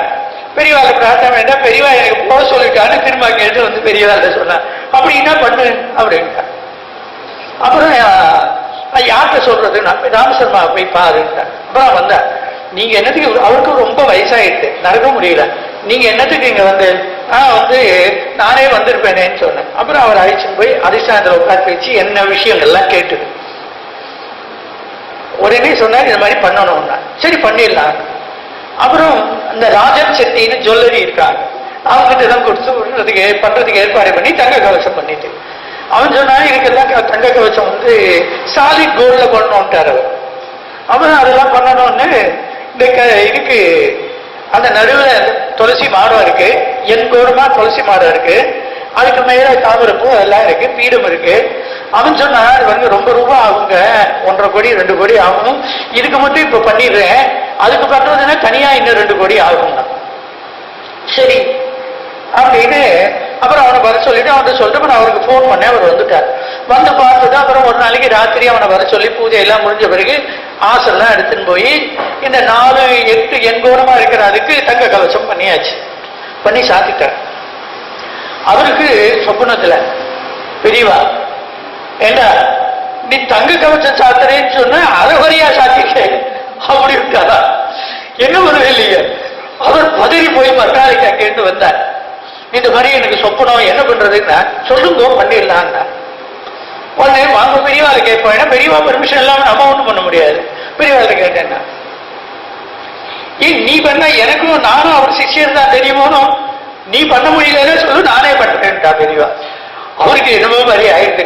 பெரியவா எவ்வளவு ஆனாலும் சரி, என் நிலத்தை வித்தாலும் நான் பண்றேன் அப்படின்னு. சரி பண்ணிவிட ஆரம்பிச்சுடு, பண்ணிடுவோம்ட்டா. இது நடந்தது ஒரு 6 மாசம் முன்னாடி, 6-7 மாசம் இருக்கும். அதுக்கப்புறம் அவருக்கு அதுக்கு ஏற்பாடு பண்ணி நிலமெல்லாம் விற்கிறதுக்கு ஏற்பாடு. அவருக்கு 100-200 ஏக்கர் நிலம் இருக்கு. அவர் விற்கணும்னு பார்த்தாரு, அது முடியல. அப்புறம் என்ன பண்ண, கொஞ்ச நாளைக்கு ஒரு பையன் வந்தான். வந்ததும் இந்த மாதிரி எங்க அப்பா வந்து உங்களை கூப்பிட்டுன்னு வர சொன்னா அப்படின்னா. என்ன பண்ண, என்ன விஷயம்னு. இல்ல எங்க அப்பா வந்து உடம்பு ரொம்ப முடியல, ஐசியூல இருக்க. ஐசியூக்கு தாண்டி எடுமுறை இன்னொரு ஐசியூ, அதுக்கு மேல ஒண்ணு இருக்கா, அங்க இருக்க. பெரியவார்கிட்ட சொல்லிட்டு, அதிஷ்டானத்திலையும் சொல்லிட்டு, மகாபெரிவா சந்நிதியிலையும் சொல்லிட்டு, ராமசர்மாவை அழைச்சிடுவா, ராமசர்மா வந்தாதான் நான் பணம் கொடுப்பேன்னு சொல்லிட்டு இருக்கேன். பெரியவார்கிட்ட போய் சொன்னேன், போயிட்டு வாங்க. அப்புறம் உடனே கிளம்பி மெட்ராஸுக்கு, அந்த இதுல அப்பல்லோல ஏதோ ஐசியூ தாண்டி ஏதோ இதுல மூலையில ஏதோ ஒரு 7வது ஃப்ளோர்லயோ 8வது ஃப்ளோர்லயோ போனா அவருக்கு அவ்வளவு பிரச்சனை இல்லை. அப்புறம் அவர் பையன் சொன்னான், இந்த மாதிரி சொல்லியிருக்கா, பெரியவா சொன்னாலா ராமசர்மாவை கூப்பிட்டு அழைச்சன் வந்து நீ குடுன்னு சொல்லிட்டு அப்படின்னு 1 கோடி ரூபாய் செக்கு எழுதி, அக்கௌண்ட்ல செக்கு எழுதி, அப்புறம் அவருக்கு வந்து கையெழுத்து போட முடியல. அவர் கையெழுத்து நான் சொல்லிட்டேன், இந்த பிறகு நாளைக்கு வந்து யாராலும் அவர் கூட பிறந்தவா யாராலும் மாறிச்சின்னு சொல்லிட்டு ராமசர்மா வந்து வாங்கிட்டு போயிட்டார், மடத்துக்குன்னு சொல்லக்கூடாது அப்படின்னு சொல்லி, அதுக்கப்புறம் ஒரு ஆடிட்டர், அவளோட வக்கீல், அதுக்கு அவரோட மச்சனே வக்கீல், பொண்ணோட மச்சனை வக்கீல் அவர், அதுக்கப்புறம் ஒரு போலீஸ் சர்க்கிள் இன்ஸ்பெக்டர், அவர் அப்பல்லோ மூலமாவே சொல்லி எல்லாரையும் வர சொல்லி, அதுக்கப்புறம் சாயந்தரம் அவர்கிட்ட இது வாங்கி பிரக்கையெல்லாம் இருந்தது. அவருக்கு ரொம்ப முழு பிரக்கையே இருந்ததுன்னு சொல்ல முடியாது, எல்லாம் யாரு என்னங்கிறதெல்லாம் ரெக்கக்னைஸ் பண்ணிட்டா. 1 கோடி ரூபாய் செக் எழுதி கொடுத்தா. அன்னைக்கு ராத்திரியே உடனே 8:30 மணிக்கெல்லாம் திரும்பி வந்தாச்சு. வந்து அதிஷ்டானத்தில் வச்சுட்டு பெரியவாள்கிட்ட கொடுத்தது. அவரோட பொண்ணு நேற்றுக்கு வந்தா. நேற்றுக்கு வெளியாக அவர் காலமாயிட்டார். அவர் காலமாகி 6 மாசம் 7 மாசம் ஆகுது. அவ பெரியவா வந்தாலாம் முதல்ல, அப்புறம் அவ அப்பாவும் வந்தாலாம். இந்த மாதிரி இது வருஷாப்திகத்துக்குள்ள வேலையை ஆரம்பிச்சுட சொல்லு, இது முடிஞ்சதை சீக்கிரம் பண்ணிடட்டும், இன்னும் எவ்வளவு வேணுமோ பணம் கொடுத்துடும் மடத்துக்கு அப்படின்னு சொன்னாரு. இந்த மாமி வந்து காலம்பரை சொல்றா, ராமசர்மா போய் பாரு அப்படின்னு சொன்னாரு. காலம்பரை வந்துட்டா, எங்க ஆத்துக்கு வந்துட்டா காலம்பரை 8:30 மணிக்கு. நினைச்சு பாருங்க, நம்ம வந்து அவெல்லாம் ஒன்றும் அசடுகள் இல்லை, பைத்தியம் இல்லை, அவளுக்கு எல்லாம் பெரியவா தான். அவ குடும்பத்துல எல்லாமே எங்களுக்கு எல்லாம் பெரிய. சம்ஸ்கிருதத்தில் ஒரு ஸ்லோகம் சொல்லுவோம் இல்லையா, மாதா ராமோ மத்பிதா ராமச்சந்திர பிராதா ராமோ மத்சகா ராமச்சந்திர, எல்லாம் சர்வமே ராமச்சந்திரோ தயாலு அப்படின்னா அவருக்கு எல்லாம் மகாபெரிவா தான். அவர் இல்லாம ஒண்ணுமே கிடையாது. அவத்துல ஏதாவது ஒண்ணு ஆரம்பிக்கிறான்னாக்க மகாபெரிவா தான். பிள்ளையார் பூஜையெல்லாம் கிடையாது அவத்துல. அவரே சொல்லியிருக்காரு வல்லூர் ராமச்சந்திரன், பிள்ளையார் மகாபெரிவால் எடுத்து வச்சு இவர் தான் குரு, இவர் தான் தெய்வம், இவர் தான் விநாயகர், இவர் தான் சந்திரமௌலீஸ்வரர், இவர் தான் எல்லாம். அதனால அப்படி ஒரு பக்தி அவளுக்கு. இந்த மாதிரி எத்தனையோ ஆச்சரியமான விஷயங்கள் அது நடந்துட்டு இருக்கு. என்னோட அனுபவங்களை சொன்னா அது முகஸ்துதி ஆயிடும், அது என்னையோட ஆத்ம பிரசம்சி ஆயிடும். இருந்தாலும் நான் 1-2 அனுபவம் சொல்றேன். நான் எனக்கு வந்து ஒரு 7 வயசு 6 வயசு இருக்கிற போது பெரியவா சட்ட பிரவேசம் கும்பகோணத்துல. எல்லாம் இந்த டபீர் தெருவை சுத்தி தான் எல்லாமே படத்தை சேர்ந்தது. அதனால்தான் இந்த தெருவுக்கே டபீர் தெருவுனே பேரு. இந்த டபீர் வந்துட்டு தஞ்சாவூர் ராஜா கிட்ட மந்திரியா இருந்தவர் அந்த ஏரியா, அந்த இடமெல்லாம் படத்துக்கு இடம் கொடுத்தது. இந்த பகவத் படித்துறைன்னு வச்சு அதுக்கு இடம் கொடுத்தது. அந்த மடத்தை சேர்ந்தவெல்லாம் தங்கறதுக்காகன்னுட்டு அந்த டபீர் தெரு, அவர் டபீர் பண்துங்கிறதுனால மராட்டிக்காரர், அவர் பேர்ல இந்த தெருவெல்லாம் உருவாச்சு. தஞ்சாவூர்ல பார்த்தீங்கன்னா டபீர் குளம், டபீர் சந்தெல்லாம் இருக்கு. கும்பகோணத்துல அதெல்லாம் இல்லை. இந்த 4-5 தெரு பட்டண பிரவேசம் மடத்திலேருந்து ஆரம்பிச்சு அப்படியே வந்து சகாஜி நாயன் தெரு வழியா வந்து பக்தவர் தெரு வந்து அப்படியே கும்பகோணம் இது எல்லாம் பெரிய ராஜவீதிகள்லாம் வந்து கும்பேஸ்வரர் கோயில் சுத்தி வந்து மெயின் ரோடு வந்து சாந்தபாணி வந்து பெரிய தெரு வந்து கடத்தெரு வந்து அப்புறம் டவுன் ஹைஸ்கூல் ரோடு வழியா மடத்துக்கு வந்தோம். எத்தனை தீவெட்டி இருக்குங்கிற அப்போ பார்த்தது. அப்போ பெரியவா வந்து யார் மேல வருவா, இவர் வந்து பல்லக்கில் உட்கார்ந்துருவார். பல்லக்கில் இருந்துதான் அப்புறம் அப்படி பார்த்து இது பண்ணிட்டு வருவார். நாங்களே எங்களுக்கு ஒன்றும் விவரம் புரியாத வயசு, இது சின்ன வயசுல. அதுக்கப்புறம் இந்த அத்வைத சபான்னு கும்பகோணத்துல ஒண்ணு இருக்கு. இது மகாபரிவாலோட பரமகுரு ஸ்தாபிச்சது. அதுல கும்பகோணத்துல வேதாந்த பாடம் சொல்றதுக்குன்னு ஒரு வச்சிருந்தா. அதுக்கு இவ்வளவு பணம் கொடுக்கறது மடத்துலன்னு, ஒரு மாசத்துக்கு 1 கலர் நெல்லு கொடுக்கறது அப்படின்னு அதுக்கு சம்பாவனை. 1 கலர் நெல்லும் அவளுக்கு 12 ரூபாய் தட்சணை அந்த காலத்திலிருந்து மடத்துல கொடுக்கறதுன்னு வச்சிருந்தா. அந்த யாரு அந்த பாஷ்ய பாடம் சொல்லிட்டு இருந்தாரோ அவர் எங்க அதுக்கு ஒழா போட்டு அர்த்தாத்துல இருந்தார். அவர் பேர் மஞ்சக்குடி வெங்கட்ராம சாஸ்திரிகள். அவர் பேரு மஞ்சக்குடி வெங்கட்ராம சாஸ்திரிகள்னு பேரு. ரொம்ப பெரியவாழ்லாம் அவர் படிச்சிருக்காரு. வேப்பத்தூர் வைத்தியநாத தீட்சிதர் வாழ்க்கை பண்டிதராஜாக்க எல்லாத்தையும் படிச்சிருக்காரு. அவரு எங்க ஜென்மாந்தர சுகிருதம் மகாபெரிவா அனுகிரகம்னு தான் வச்சுக்கணும். அவர் என்ன பண்ணுவாரு, நான் ஏதோ உட்காந்து படிச்சுட்டு இருப்பேன் இல்லையா, வாசத்தின்ன இல்லைங்க பெரிய வாசத்தின்ன, அதில் உட்காந்து படிச்சுட்டு இருக்கோம். எங்க அப்பாவோட உட்காந்து பேசிட்டு இருப்பேன். உங்க பையனை கொஞ்சம் வேதாந்த பாடம் படிச்சுக்க அடிச்சா என்ன? எனக்கு அப்போ 14-13 வயசு. அப்போதான் SSLC கம்ப்ளீட் பண்ணது. அமிச்சா என்ன? அவன்தான் மடத்துக்கு தினம் போறானே. நாங்க எப்படி மடத்துக்கு போனா, மடத்துல திருவாரூர் கிருஷ்ணமூர்த்தி சாஸ்திரிகள்னு ஒருத்தர் இருந்தார். அவர் தான் மடத்துல யஜுர்வேதத்துக்கு அத்தியாபகராக இருந்தார். அவரோட பையன் தான் ஜெயராம கணபாடின்னு இப்போ பெங்களூர்ல இருக்கார். அவர்கிட்ட தான் நான் வேதாத்தியனம் பண்ண போறேன். அது தெரிஞ்சுதான் கேட்கிறேன். வேதம் படிக்க நிறைய பேர் வரா, வேதாந்தத்துக்கு ஆளே கிடைக்க மாட்டேங்கிறா. உங்க பையனும் வேதாந்தத்துக்கு அனுப்புங்களேன்னா எனக்கு ஒன்றும் ஆட்சேபனை இல்லை. அவனுக்கு இஷ்டம் இருந்து வந்தா வரத்தோன்ட்டார். நாங்க பெரியவாசவர் கூப்பிடுற சாஸ்திரிகள், நீ போறியான்னு. போறேன். அப்புறம் மறுநாள் இருந்து வேதாந்த பாடம் படிக்க போயிடும். 16 வருஷம். என்ன பெரிய பாக்கியம் இல்லை எங்களோட. அதுதான் இங்க மடத்துல கொண்டு வந்து விட்டுருக்கோன்னுமோ, அதை நினைச்சு பார்த்தா நமக்கு என்ன லிங்க் ஒன்றும் தெரியாது. எந்த இடத்துல மகாபெரிவா பாடம் படிச்சாரோ கும்பகோணம் மடத்துல, அந்த இடத்துல தான் உட்காந்து படிக்கணும்டா சொல்லணும்னு அவர் சொன்னார். ஆத்தியார் அவர் படுத்துக்கிற ஒரு சின்ன ஒரு 3/4 அடி 9 இன்ச்சு கூட இருக்காது ஹைட்டு. அது ஒரு மரத்துல ஒரு பெஞ்ச் மாதிரி இருக்கும், அப்படி ஒரு சாய்வு இருக்கும். அதுலதான் பெரியவா உட்கார்ந்துருப்பான். கும்பகோணத்துல எங்காட்டுக்கும் 2 தள்ளி தான் எங்கசாமி சோதரிகள் மன்னார்குடி பெரியவா ராஜசாஸ்திரிகள் இருந்தாலே அவரோட சிஷியர். அவர் தான் பிரதமர். அவர் தான் பார்த்திருந்தார். அவர் பாடம் சொல்லி கொடுக்க போவார். போற போது பெரியவா அப்பதான் பட்டம் கட்டின்னு அங்க வந்தாச்சு. மகாபெரிவா பட்டம் கட்டின்னு கும்பகோணம் வந்தாச்சு. இந்த மரம் எல்லாம் கட்டிக்கிட்டு எல்லாம் பண்ணிட்டு இருக்கு. இந்த வாச பக்கம் ஒரு கதவு, அந்த பக்கம் ஒரு கதவு, ஏகப்பட்ட கதவுகள் அதிகம் அதுல எல்லாம். அந்த காலத்து கட்டிட மாடல் அது. பெரியவா வந்ததும் நமஸ்காரம் பண்ணிட்டு பாடம் ஆரம்பிப்பார். பெரியவாளுக்கு இவர் நமஸ்காரம் பண்ணிட்டு நாமும் இவர்கிட்ட பாடம் கத்துக்கிறோம். இவர் நமக்கு நமஸ்காரம் பண்ணிட்டு பாடம் சொல்றார். கேட்டா வயசு கிரமம் இல்லை, உங்க ஆசிரமம் பெருசு அப்படிங்கிறார். அப்படிங்கிறதுனால பெரியவாளுக்கு கொஞ்சம் அது என்னமோ டெலிகசி ஃபீல் பண்ணியிருக்கா.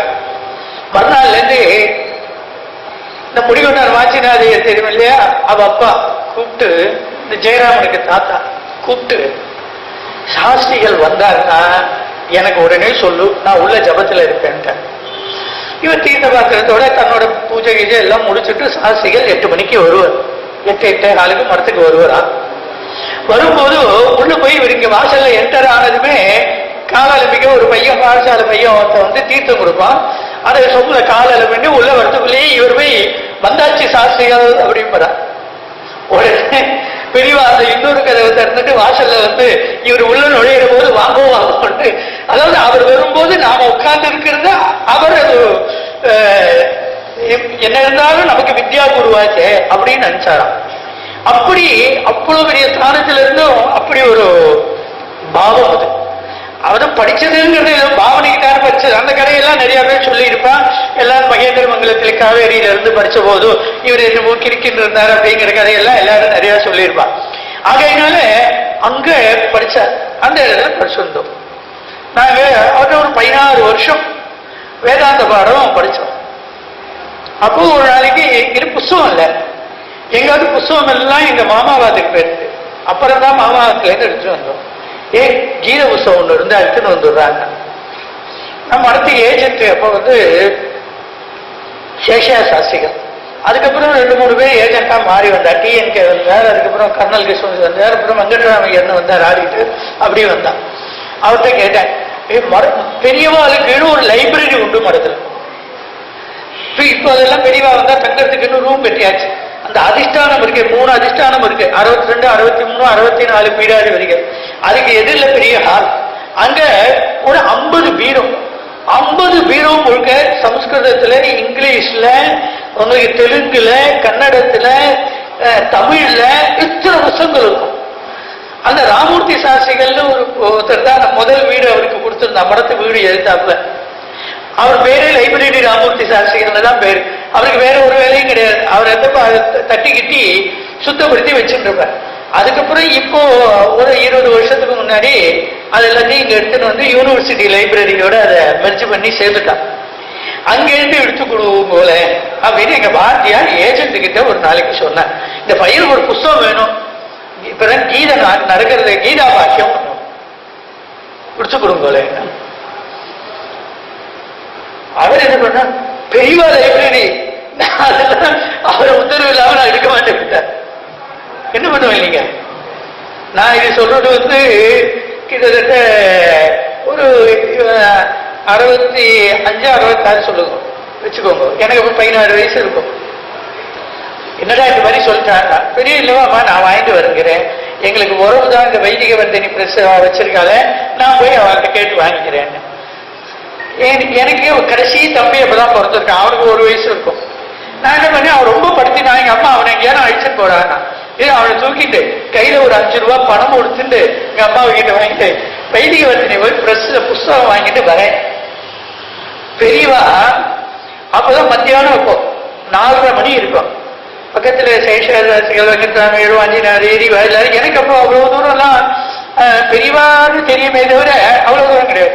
நான் இந்த கீதை புஸ்தகத்தை எடுத்துட்டு, இவனு சின்ன குழந்தையா இருக்கா, நடக்க முடியலன்னு தூக்கிட்டு ஒரு கையில புஸ்தகத்தை எடுத்துட்டு வந்தேன். நான் இப்படி வந்து எதாப்புல வந்துட்டான். எங்க டபீர் தெரு என்ட்ரன்ஸ்ல, இந்த மடத்து தெருல இருந்து டபீர் தெரு நுழையிற இடம் ஒண்ணு இருக்கு.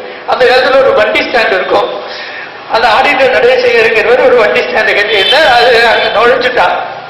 நான் நுழைஞ்சுட்டு கோபாலயர்னு அங்க இருந்தேன், கோபாலயர்னு பேர். அவ அதுக்கு வந்துட்டு வரா, நான் கவனிக்கல, வந்துட்டான். வந்ததும் கூட்டம் பஸ் கிச்சு ஏதோ வந்துட்டு வெளியே வாங்கிட்டான். நானும் இந்த ஓரமா நின்றுட்டேன். இப்படி பார்த்தா பக்கத்துல இருக்கிற கொட்டி என்ன எனக்கு என்ன கேட்கிறான்னே தெரியல. இது அவர் வந்து, நீங்க யாரு, நீ யாரா அப்படி அப்படின்னு வந்து கேட்டார். நான் யாருன்னு கேட்டா எனக்கு என்னத்த சொல்றது தெரியல, எனக்கு ஒண்ணுமே சொல்ல புரியல. நான் பேசாம நின்று இருந்தேன். உடனே பெரியவா அவன் கூப்பிட்டு கையில என்னமோ வச்சுட்டு இருக்காரு, என்ன புஸ்தகம் கேள்விதான். நான் சொன்னேன், கீத புஸ்தகம், ஆச்சாரியால் பாஷ்யம், இந்த இதுல இருந்து வாங்கி வரேன், வைதிக வர்த்தினில இருந்து அப்படின்னா. அப்படியா, வாங்கு வாங்குன்றா. நினைச்சு பாருங்க சார், நம்ம இதெல்லாம் நினைச்சு கூட நம்மளால பார்க்க முடியாது. எனக்கு அப்போ அதை பத்தி இல்ல ரியலைசேஷனே இல்லை. கொடுத்தா அவர்கிட்ட கொடுத்த, அவர் வாங்கி பெரியவா பார்த்துட்டு இப்படி பார்த்தா, அந்த மேல இருக்கிற இடத்துல நான் பார்த்தா தொட்டு கொடுத்துட்டான். நம்ம வேதாந்தம் படிக்க போறோம். நானும் எந்த இடத்துல நான் வந்து பாஷி பாடம் படிச்சேனோ 16 வருஷம், அந்த இடத்துலயே 4.5 வருஷம் நான் பாஷி பாடம் சொல்ல முடியாத ஒரு பாக்கியம் மகாபெரிவா தான் அனுகிரகம் பண்ணான். அந்த இடத்துலயே எந்த இடத்துல படிச்சாலும், எந்த இடத்துல பெரியவா படிச்சாலும், அந்த இடத்துல படிச்சோமோ அந்த இடத்துலயே சொல்றதுக்கு ஒரு பாக்கியம் அவளோட அனுக்கு நமக்கு இப்ப தெரியாது. பெரியவா வந்து நாங்க படிச்சுட்டு இருக்கோம். பாலபெரியவா பட்டத்துக்கு வந்தாச்சு. எங்க நாங்க யாரு படிச்சிருந்தோம்னா, நான் ஒண்ணும் இந்த பிஸ்கோத்து சீனு பேரு, கும்பகோணத்துல கீழே வீட்டுல பிஸ்கோத்து சுப்பிரமணிய சாஸ்திரிகள்னு ஒருத்தர் இருந்தார். அவருக்கு ஏன் பிஸ்கோத்து சுப்பிரமணிய சாஸ்திரிகள்லாம் பெரியவாளுக்கு மடியா பிஸ்கெட் பண்ணி கொடுப்பார். அந்த காலத்துல அந்த கும்பிட்டியில 2-3 தட்டு வச்சு அதை வச்சு அதெல்லாம் ஒரு ப்ராசஸ் உண்டு அந்த காலத்துல. அந்த அதனால அவருக்கு பிஸ்கோத்து சாஸ்திரிகள்னு பேர். பெரியவா எங்க கேம்ப்ல இருந்தாலும் அங்க போய் கோதுமை மாவு, நெய், வெள்ளை சக்கரை இது எல்லாத்தையும் எடுத்துட்டு அவருக்கு பிஸ்கெட் பண்ணி கொடுப்பார். அவருக்கு அவரோட பையன், அவனுக்கு கொஞ்சம் உடம்பு முடியாதவன், தெரிஞ்சிருக்கும். அவன் அங்க படிச்சுட்டு இருந்தான். நான் ஒண்ணு படிச்சிருந்தேன். வெங்கட்ராம சாஸ்திரிகள்னு ஒரு சான்ஸ்கிரிட் பண்டிட் கரூர் ராமசர்மா பாடசாலையில ஸ்கூல்ல சான்ஸ்கிரிட் பண்ணிட்டு ரிட்டையர்ட் ஆகி எங்க வந்தாரு எங்க சம்பந்தி. அவர் ஒருத்தர் படிப்பார். அப்புறம் ஒரு ராமச்சந்திரன் ஒருத்தர் சைக்கிள் கடை வச்சிருந்தார், அவர் படிப்பார். நாங்கெல்லாம் 4 பேர் படிப்போம். அதுல இந்த வெங்கடாம சாஸ்திரிகளுக்கு பையனுக்கு டிரான்ஸ்பர் ஆகிட்டு அவர் பையன் தான் டவுன் ஹை ஸ்கூல்ல அசிஸ்டன்ட் ஹெட் மாஸ்டர் இருந்தா ஏதோ இதாச்சுன்னா வர முடியறதில்லை. இந்த பெரியவா பட்டத்துக்கு வந்ததும் இல்ல பாலபிரிவா பட்டத்துக்கு வந்ததும் SRKயை கூப்பிட்டு பெரியவா பாலபிரிவாளுக்கு பாடம் சொல்லணும் அப்படின்னு அங்கே அப்பெல்லாம் ரயில் ரோடு போட்டிருக்கோம். அந்த நீங்க பழைய கட்டடம் பார்த்தவர்களுக்கு ஞாபகம் இருக்கும். ஒரு ரயில் ரோடு போட்டிருக்கோம். அதுல ஒரு 2 ரூம் இருக்கும். அதுதான் சமயம் கேட்டு அதுல SRKயும் அவத்து மாமியும் தங்கி இருப்பான். பாடம் சொல்லி கொடுக்கறதுக்கு அவரை கூப்பிட்டுட்டான். பாடம் ஆச்சு, 1 மாசம் ஆச்சு. உடனே அங்க இருந்து தகவல் ஏஜென்ட் வெங்கட்ராமையருக்கு போன் வந்து, அந்த பிஸ்கோத்து ஷீனு படிக்கிறானோ அவனுக்கு இங்க வீடு ஒண்ணு கொடுத்துடுறோம், அவனை இங்க வர சொல்லிடும். இங்க வந்து அவன் ஒருத்தர் தான் பாலபிரிவா ஒருத்தர் தான் படிக்கிற மாதிரி இருக்கு, அவன் வந்துட்டு கூட இன்னொருத்தர் வேணும், ஏன்னா படிக்கிற போது 2 பேரா படிக்கணும் அப்படின்னு சாஸ்திரம் சொல்றதுனால அழிச்சுன்னு சொல்லிட்டான். வந்தாச்சு. இங்க நாங்க இப்போ நானும் இந்த சைக்கிள் கடை ராமச்சந்திரன் அவரு சீக்கிரம் எங்க வாத்தியார் ஒரு கண்டிஷன் போட்டுருவேன், குடும்பி வச்சுட்டாதான் படிக்கலாம். அதுக்கு இதுக்கு என்ன சம்பந்தமோ தெரியாது.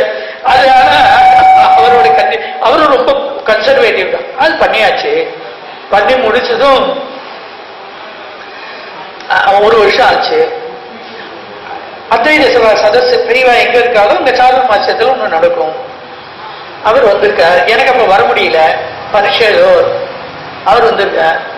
வந்து பெரியவாள்கிட்ட இந்த மாதிரி எனக்கு பாடம் படிக்கிறதுக்கு ஒருத்தர் தான், அவனையும் நீங்க அழிச்சுட்டு இவன் வந்து இன்னொருத்தன் படிக்கிறான், காலேஜ் படிக்கிற பையன், அவன் ஒருத்தன் படிக்கிறான், இன்னொருத்தர் எழுத்தாப்புல இருக்கார், சைக்கிள் கடை வச்சிருக்கார், அவர் வர ஆனா சித்தாச்சாரமா இருந்து கேட்கிறார், ஒத்துமை கேட்கறதுக்கு வரமாட்டேங்கிறா. நானும் நிறைய பேர்கிட்ட சொல்லிட்டேன், பெரியவா ஏதாவது அனுகிரகம் பண்ணி யாராவது 2 பேரை அனுப்பணும், ஏதாவது சைக்கிள் கொடுத்தானுன்னா. பரவாயில்லையே 2 பேர் வராளா உனக்குன்னு கேட்டாலாம். படிக்க 2 பேர் வராளான்னு கேட்டாரா. இவருக்கு தூக்கி வாரி போட்டு என்னடா 2 பேர் வரான்னு சொல்றோம், இப்படி சொல்றாரு. 2 பேர் இங்க நடக்கிறதோன்னு பாட்சி பாடம். இவர் சொல்றவர் பார்த்தியா, அவருக்கே 80 வயசு ஆயிடுச்சு. அவர் கழவர், SRK அவர் கழவர். எனக்கு நானும் தொண்டு கிழவன். இவன் சின்ன குழந்தை பாலபெரியவா. இன்னொருத்த உனக்கிட்ட படிச்சிருந்தா வந்திருக்கானே அவன் வியாதியஸ்தம். இங்கேயே இப்படி இருக்குன்னா உனக்கு 2 பேரும் கிடைச்சிருக்காரு, நீ சந்தோஷப்படு அப்படின்னு சொல்லிட்டாரு அவர். அங்க இருந்து வந்து சாட்சிகள் இந்த மாதிரி சொல்றா அப்படின்னா கவலைப்படாது. அப்புறம் யாரோ ஒருத்தர் வந்தா, அப்புறம் 2 பேர் வந்தா 4 பேர். நாசிக் சுவாமிகள் அங்கதான் வந்து தங்குவார். அவர் வந்து உட்காந்து கேட்பார். ஆகையினால அந்த அன்னைக்கு அந்த போட்டு அந்த பிக்சர் தான் ஏதோ கொஞ்சம் அந்த ஞானம் இருக்கு. இந்த பெரியவா அகடியில கேம்ப், குண்டக்கல்ல இறங்கி அங்கிருந்து அகடி போகணும். அங்க ஒரு மில்லுக்காரன் வந்து அவருக்கு தனியா ஒரு வாய்க்கால் மாதிரி வெட்டி கொடுத்திருந்தான். அங்க ஒரு பிள்ளையார் கோயில மண்டபத்துல கீழே தங்கி இருந்தான். நாம வேலைக்கு போயாச்சு. அப்போ ஏ குப்புசாமியர், அந்த மடத்தோட பழகின ஆளுக்கெல்லாம் தெரியும். ஏ குப்புசாமியர் நிறைய புத்தகங்கள்லாம் எழுதியிருக்கார் திருச்சி. அவர் வரியான்னு கேட்டார். சரி நான் வரேன் அப்படின்னு. நான் காஞ்சிபுரம் போறேன், போயிட்டு நான் அகரி போறேன், வரியா பெரியவாளை பார்க்கறதுக்கு. சரி வரேன்ட்ட. நாங்க வந்தோம். நான் அந்த ஏ குப்புசாமியர் அவர் திருச்சியிலேருந்து வந்தார். நாங்க கும்பகோணத்தில் ட்ரெயின் ஏறினோம். தூடுமுழுதூர் பட்டாபின்னு வந்தோம், தெலுங்காவா. அந்த பட்டாபியோட தம்பி மகாலிங்கம்னு அவனும் எங்க பேங்க்ல இருந்தான். நான் வந்தோம். நாங்க வந்தோம் மெட்ராஸ்க்கு வந்துட்டு மயிலாப்பூர்ல நாகராஜையர்னு வக்கீல். பெரியவாளை வந்ததும் கண்ணத்துல படே படே தெய்வமே தெய்வமே தெய்வமேன்னு அடிச்சுப்பார். அப்படி ஒரு அந்த பெரியவாள்கிட்ட அப்படி ஒரு அபரிமிதமான ஒரு பக்தி. அவர் அங்க இருந்து அவத்துக்கு போனோம், இறங்கினோம், ஸ்நானம் பண்ணோம், சாப்பிட்டோம். மத்தியானம் 2 மணிக்கு ஏதோ ட்ரெயின், அப்புறம் கிளம்பினோம், ஏதோ போச்சு. அப்புறம் அங்கேருந்து வேற ஏதோ பஸ்ல போய் அப்புறம் அங்கேருந்து குண்டுக்கல் போயிட்டோம். ஒத்துடும் இல்லை. கூட கைங்கரியம் பண்ற பாலு, கண்ணா, வேதபுரி பாலன் தான் இருந்தா. ஏதோ 5-6 பேர் யாரோ வந்திருந்தா. நாங்க போனோம். போய் அங்க 5 நாள் பெரியவா இப்படிதான் அந்த ரூம்ல படுத்துப்பாருனாக்க நாங்கள்லாம் அந்த வாசப்படியிலேயே படுத்துவோம். ஏதோ அவரோட இருந்து இது பண்றதுக்கு பிரிவா உட்கார்ந்து எங்களுக்கு ஒரு வேலையும் கிடையாது. அவரோட உட்கார்ந்துருப்போம், அவ்வளவுதான். ஏதோ போவோம், சந்தியாவந்தனம் பண்ணுவோம், பிரிவாலேயே உட்கார்ந்துருப்போம். பெரியாளுக்கு உட்கார்ந்துருந்தோம். ஒரு நாளைக்கு ஊருக்கு கிளம்புறோம், நாகராஜர் கிளம்பலாமா, நான் பேச போகலாம். நான் 3-4 நாள் லீவ் போட்டு வந்தேன், சனி ஞாயிறு கம்பைன் பண்ணி. எத்தனை நாள் இருக்கிறமோ இருக்கலாம், எனக்கு ஒன்றும் இல்லை, நான் சொல்லிடுறேன், ஃபோன் பண்ணி சொல்லிடுறேன்ட்டு. அவரை சரி கிளம்பலாங்க. 4 நாள் இருந்தும் பட்டாவே நாங்கெல்லாம் கிளம்புறோம் இருந்தோம். அப்புறம் அங்கேருந்து குண்டுக்கல் வந்து வரணும். பெரியவர்கிட்ட போய் நமஸ்காரம் பண்ணிட்டு போயிட்டு வரலாம் அப்படின்னு சொன்னோம். இது பாகவதமா அப்படின்னு அவர் என்ன கேட்கிறான்னு எனக்கு ஒண்ணுமே புரியல. பக்கத்தில் இருந்த கண்ணன் தான் பாகவதமானு கேட்கிறா அப்படின்னா எனக்கு அப்படின்னா அப்படின்னு. படிக்கிறானா கேளு பாகவதம் அப்படின்னா. ஆமா படிக்கிறேன். பாராயணம் பண்றானா கேளு. ஆமா பாராயணம் பண்றேன். யார்கிட்ட படிக்கிறான் கேளு. எங்க வாத்தியார்த்திய வேதாந்த பாடம் சொல்லி கொடுக்கிற மஞ்சக்குடி சாட்சிகள்கிட்டயே படிக்கிறான். அப்படியா, படிக்க சொல்லு. இது அவனுக்கு எப்படி தெரியும்? தெரியாது. நம்ம பாகவதம் சொல்ல போறோம், உபன்யாசம் பண்ண போறோம்னு நம்ம கனவுல கூட நினைச்சு பார்த்தது கிடையாது. பெரியவா நீங்க சொன்னா, அன்னைக்கு இந்த கீத புஸ்தகத்தை தொட்டு சொன்னா, இன்னைக்கு இத அந்த ஹகரியில அது சொன்னான். நான் வந்து வேலை கிடைச்சதும் என்ன பண்ணிட்டோம், பெரியவாள்கிட்ட வந்து நமஸ்காரம் பண்ணிட்டு என்னுடைய நான் கிராஜுவேட் முடிச்சதும் எஸ் வெங்கட்ராமன் அப்ரெண்டிஸா சேர்ந்துட்டேன். சிஏ படிக்கணும். 2 வருஷம் அங்க இருந்தேன். அதுக்குள்ள இன்டர் போடுறதுக்குள்ள வேலை கிடைச்சது. எங்க அப்பா சொன்னா, ஏன்னா இனிமே நீ சிஏ முடிச்சு வரதுக்குள்ள இதுல சேர்ந்துடுறேன், என்ன போ அப்படின்னா சரின்னு பேங்க்ல சேர்ந்தாச்சு. அப்போ அந்த மத்தியார்ஜுனன் ஒருத்தர் இப்ப இருக்க அந்த ரமண தீட்சிதருக்கு மாமனார். அதாவது பரவக்கரை சொந்த ஊர் கும்பகோணம். ரமண தீட்சிதரே தெரியும். அந்த மத்தியார்ஜுனனோட அப்பா தான் ஏகநாத ஐயர்னு இருந்தார். ரொம்ப ஆச்சாரமா இருப்பார். பக்தவரி அக்ரஹாரம். அவர் தான் வேத தர்ம சாஸ்திர பரிபாலன சபாக்கு பல வருஷங்கள் செக்ரட்டரியா இருந்து நன்னா நிர்வாகம் பண்ணியிருந்தார். மத்தியார்ஜுனன் நானும் வரேனே அப்படின்னா, நானும் அவனும் ஒன்னா சிஏ படிச்சோம். அவனும் பேங்க் வந்து நானும் பேங்க் வந்து 2 பேரும் இன்கம்ப்ளீட் சிஏ. அங்க வந்ததும் போறாங்க. சரிட்டு வந்தாச்சு. வந்ததும் நமஸ்காரம் பண்ணோம் பெரியவாள்கிட்ட. இப்படி கேட்டா, இது ராமம்னா யார் யார் வந்தோம்னா, நான் மத்தியார்ஜுனம், கும்பகோணத்துல ராஜாமணி சாஸ்திரிகள்னு ஒருத்தர் இருந்தார், இப்ப இல்ல. அவர் மரத்துக்கு ரொம்ப முக்கியமானவர், வாத்தியமானவர். அவர் நாங்க 3 பேர் தான் வந்திருக்கோம். நமஸ்காரம் பண்ணோம். ராஜாமணி சாஸ்திரிகள் அவளுக்கெல்லாம் ரொம்ப உரிமையோட பெரியவாள்கெல்லாம் பேசுவார். அவருக்கு உடனே இந்த மாதிரி தெரியும், யாரு இந்த வேதாந்த சாஸ்திரம் படிக்கிற பையனா? ஆமா. சரிண்டா. இதுன்னா மத்தியார்ஜுன ஏகநாத ஐயர் பையன் அப்படின்னு பக்கத்தில் இருக்கிற கண்ணன் சொன்னான். அப்படியா?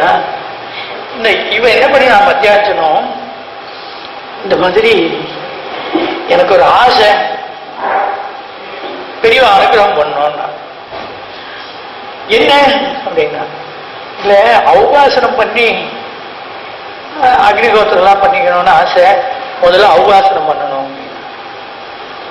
உடனே சந்தியாவந்தனம் கரெக்டா பண்றாடா கேளுட்டா. உடனே கேட்டா, இவன் சந்தியாவந்தனம் இல்ல கரெக்டா பண்றான் அப்படின்னு காமிச்சா. இது காமிச்சதும் சிகை இருக்கு, சிகை வச்சிருக்கா அப்படின்டா. அப்படியா? அடுத்த கேள்வி கேட்டா, சுயமாச்சாரியாலா கேளு. எனக்கு ஒன்றும் புரியல, அவருக்கும் ஒன்றும் புரியல, அவன் கண்ணனுக்கும் ஒன்றும் புரியல. சுயமாச்சாரியாலா கேளு. என்ன வைஷ்ணவாத்தான் சுயமாச்சாரியாலா, மடமா முனித்திரேமா அப்படின்னு எல்லாம் உண்டு. சுயமாச்சாரியாலா தெரியல. பெரிய உடனே இப்படி கையை காமிச்சு, இதுவா இது உண்டா கேளு அப்படின்னு இருக்கா. அதாவது செல்ஃப் ஷேவிங்க சுயமாச்சாரியால் இருக்காரு. அவர் செல்ஃப் ஷேவிங் உண்டா கேட்டிருக்கா. அவன் ஆமான்னுட்டா. பாத்துக்கலாம், இப்போ ஒன்றும் அவசரம் இல்லை, பாத்துக்கலான்ட்டா. நீங்க நினைச்சு பாருங்க சார், இந்த மாதிரிலாம் நம்மளால முடியுமா பெரியவா அது மாதிரி சொன்னாரு. ஆகையினால அப்படிப்பட்டதான ஒரு அனுகிரக விசேஷம் இது. நாம போய் சொல்லிதான் தெரியணுங்கிறது இல்லை. அதனால சொல்லி தெரிய வேண்டியது நம்ம ஒரு டாக்டர். அவர் பிரதமோ தெய்வியோ பிஷக்கா இருக்கிறவரோட அவதாரமா இருக்கிறவருக்கு நாம போய் சொல்லி என்னதுக்கு தெரிஞ்சுக்கணும்? சொல்லி தெரிஞ்சாக்க அவர் இருக்கு. நாம எனக்கே ஒன்றும் புரியல நம்ம அவர்கிட்ட போறோம். அதனால இது தேவையில்லை. அவர் நமக்கு என்ன வேணுமோ அதை அவர் அனுகிரகம் பண்ணுவார். ஏன்னா நமக்கு வரும் சாதாரண பேப்பருக்கும் ஒரு கரன்சி நோட்டுக்கும் என்ன வித்தியாசம்? ஏதோ வித்தியாசம் இருக்கு. அதையே நான் ஃபேக் நோட்டுன்னு என்ன சொல்றான். சாதாரண அதே நல்ல குவாலிட்டி பேப்பர்ல அதே அளவுக்கு நான் கட் பண்ணி வச்சிருந்தா கூட அதுக்கும் வேல்யூ உண்டோ? கிடையாது. அதுக்கு என்ன வேல்யூ? ரிசர்வ் பேங்க் முத்திரை இருக்கு, கவர்னர் கையெழுத்து போட்டிருக்க. அது மாதிரி நம்மோட வாழ்க்கையும் இது செல்லா காசா போகாம செல்ற காசா போகணும்னா இந்த வாழ்க்கை இல்ல ஒரு முத்திரை விழணும். அந்த முத்திரை குருவனுடைய முத்திரையா தான் இருக்கணும். அந்த குரு எப்படி இருக்கணும்னா, ஏன்னா உலகத்துல 4 விஷயம் யோக வாசியத்தை சொல்றது கிடைக்கிறது ரொம்ப துர்லபம், துர்லபதம்னு வரிசையா சொல்லிட்டு போகலாம். சத்குரு கிடைக்கணும், சச்சாஸ்திரம் கிடைக்கணும், அவரு சன்மார்க்கம் கிடைக்கணும், குருவுக்கும் பாக்கியம் இருக்கணும், அவருக்கு ஒரு சச்சிஷ்யம் கிடைக்கணும். எல்லாமே இருக்கு. இந்த 4 செய்த மாதிரி கிடைக்கணும். அது ஆகையினால இந்த 4ம் கிடைச்சிருக்குன்னு வச்சுக்கோ. நாமெல்லாம் கொஞ்சம் நமக்கெல்லாம் கிடைச்சிருக்குன்னு சொல்லலாம். ஏன்னா ஆச்சாரியா சொல்றாரு, துர்லபம் திரயமே வைதது தெய்வானுகிரகேதுகம் மனுஷ்யத்வம் முமுட்சுத்வம் மகாபுருஷ சம்ஸ்ரய. துர்லபம் துர்லபத்தரம் துர்லபத்தமம்னு 3ஆ பிரிச்சு சொல்லிட்டார் அவர். துர்லபம் திரயமே வைத்தது. இந்த 3 கிடைக்கிறது ரொம்ப துர்லபம். இது இருந்தாலும் தேவதானுகிரகத்தினாலதான் கிடைக்கணும். என்ன? மனுஷ்யத்துவம், முதல்ல மனித பிறவி. அதுல முமுட்சுத்துவம் கிடைச்ச மனித பிறவியில எல்லாருக்கும் முக்தி அடையணும் இச்சை இருக்கான்னு இல்லை. இந்த இச்சையும் வந்துள்ளார். ஏதோ ஜென்மாந்தர சுகிருத வசாத்துக்கு வந்தாலும் கூட மகதாசிரியம் இருக்கே. ஆகையினால மகான்களுடைய சங்கம் இருக்கே, மகாபுருஷ சம்சயம் இருக்கே, அது ரொம்ப ரொம்ப துர்லப தமம் என்று சொல்றார். இந்த 3 நமக்கு கிடைச்சிருக்கு. அது இங்க இருக்கிற உங்களுக்கு எல்லாம் கிடைச்சிருக்கு. அதெல்லாம் பெரிய பாக்கியம் இல்லையாது. முதல் ஸ்லோகத்திலே சொல்றாரு, கடைசியில சதகோடி ஜன்மசு கிருதேர் புண்ணியர் வினா லப்யதே. அதனால எத்தனையோ கோடிக்கணக்கான பிறவிகள்ல புண்ணியம் பண்ணி பரமேஸ்வரன் நன்னா சதாதரயுதான் என்று சொல்றார். நன்னா பரமேஸ்வரன் ஆராதனம் பண்ணி இருந்தாதான் ஒரு ஜென்மாவில அவனுக்கு ஒரு சத்குரு கிடைப்பான். சத்குரு கிடைச்சாச்சுன்னு வச்சுங்க, உங்களுக்கு அப்புறம் ஈஸ்வரன் தானே கிடைக்கதான் போற. நீங்க ஈஸ்வரன் கிடைச்சிட்டா சத்குரு கிடைப்பான்னு ஒன்றும் கேரண்டி கிடையாது. ஆகையினால சத்குரு கிடைச்சிட்டா ஈஸ்வரன் தேடி வருவான். ராமாயணத்துல பார்த்தேன்னா சுவாமி சித்திரக்கூடத்தில் இருக்கார் பெருமாள், சபரி எங்கேயோ இருக்கா, பம்பா சரஸ் கரையில இருக்கா. சுவாமி சித்திரக்கூடத்திலேருந்து இறங்கி கிளம்பிட்டார். இந்திரன் சர்வங்கரையும் கூப்பிட்டான். வரிசையா கூப்பிட்டு போயிட்டு மதங்கமணி வரையும் கூட்டா. மதங்கர் வரேன்ற சரபங்கர் என் பிரபுவை பார்க்காம நான் வரமாட்டேன்ட்ட. பார்த்துட்டுதான் அவர் வந்தார். அவர் கிளம்பிட்டார். கிளம்புற போது ஒரு வார்த்தை சொல்லிட்டு போனார், அம்மா நீங்க இத்தனை வருஷமா கைங்கரியம் பண்ணிட்டு இருந்திருக்க, பிரபு ராமன் வரான், நீ கொஞ்சம் அவன் வரும்போது ஆசிரமம் மூலியா இருக்கக்கூடாது, ஒத்துரும் இல்லாம நீ இருந்து பார்த்துக்கோ. அவன் எப்போ அவன் வரும்போது நீ இருந்து வரவேற்று உபச்சாரம் பண்ணிட்டு அப்புறம் நீ வாண்டான். இந்த போற மனுஷன் சொல்லிட்டு போக வேண்டாம், இந்த ராமன் கருப்பா சேப்பா, நெட்டையா குட்டையா, ஸ்தூலமா கிருஷமா, ஏதாவது ஒரு அடையாளம் சொன்னாரா? இல்லை. அவருக்கு மூக்கு சப்பையா, மூக்கு நீளமா, ஏதாவது ஒண்ணு சொன்னாரா? ஒண்ணும் சொல்ல. என்னைக்கு வருவான்னு சொன்னாரா? அப்பதான் சித்திரக்கூடத்திலிருந்து இறங்கி வந்துட்டு இருக்காரு. 13 வருஷம் 14 வருஷம் இவ கேட்கலையே. குரு சொல்லிட்டார், அவ்வளவுதான். குரு சொல்லிட்டா அவர் வருவார். எப்படி இருப்பான்னு தெரியாது.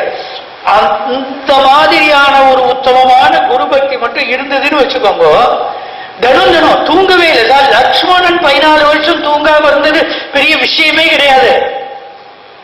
இவ தூங்கல. நாம தூங்கி போயிட்டு கண்ணை செந்துட்டோன்னு ராமன் இங்கன்னு கடந்து போயிட்டான். ராமன் இந்த ஆசிரமத்துக்கு வருவான்னு சொல்லிட்டாரு, வரும்போது நீ இருக்கணும்னு சொல்லிட்டாரு. அவருக்குன்னு தினம் பழம் பறிச்சு வச்சு வாசல்ல கோலம் போட்டு அப்பப்ப தொடச்சு அவருக்குன்னு வரவேற்போடு 14 வருஷ காலம் ராத்திரி பகலா காத்துட்டு இருந்தான். கபந்தனுக்கு சாப விமோசனம் கொடுத்த போது அவன் போற போது நீ போய் சுக்ரீவனை நண்பனாக்கிக்கோன்னு சொன்ன அந்த கபந்தனும் போற வழியில பம்பாசரசனுடைய கரையில சபரி இருக்கா, அவளுக்கு போய் அனுகிரகம் பண்ணிட்டு போன்னு சொன்னான். அந்த கபந்தன் ஒருத்தன் இருக்கான், கபந்தனுக்கு சாபநீக ராமன் மூலமா கிடைக்க போறது. அந்த ராமனை அவன் நீங்க நம்ம இடத்துல அனுப்ப போறான்னு இவளுக்கு ஏதாவது தெரியுமா? தெரியாது. இவரோட அந்த குரு பக்தி யாரோ எங்கேயோ இருந்து தட்டி எடுத்து அந்த தெய்வம் இவரை தேடிட்டு தானே வந்தது. இவ ஒண்ணு ராமனை தேடிட்டு போகலையே, அந்த தெய்வம் இவரை தேடிட்டு வந்ததா இல்லையா? அதான் அந்த குரு பக்தி. அதுபோல நம்மிடத்துல இந்த குரு பக்தி மட்டும் இருக்குமே ஆனால் நிச்சயம் அந்த தெய்வம் தானே தேடிட்டு வரும். அதுதான் அந்த உத்தமமான குரு பக்தி. அந்த மாதிரி குரு பக்தி உடையவார எத்தனை பேரை தினத்தோட நாங்க பார்த்துட்டு இருக்கோம்.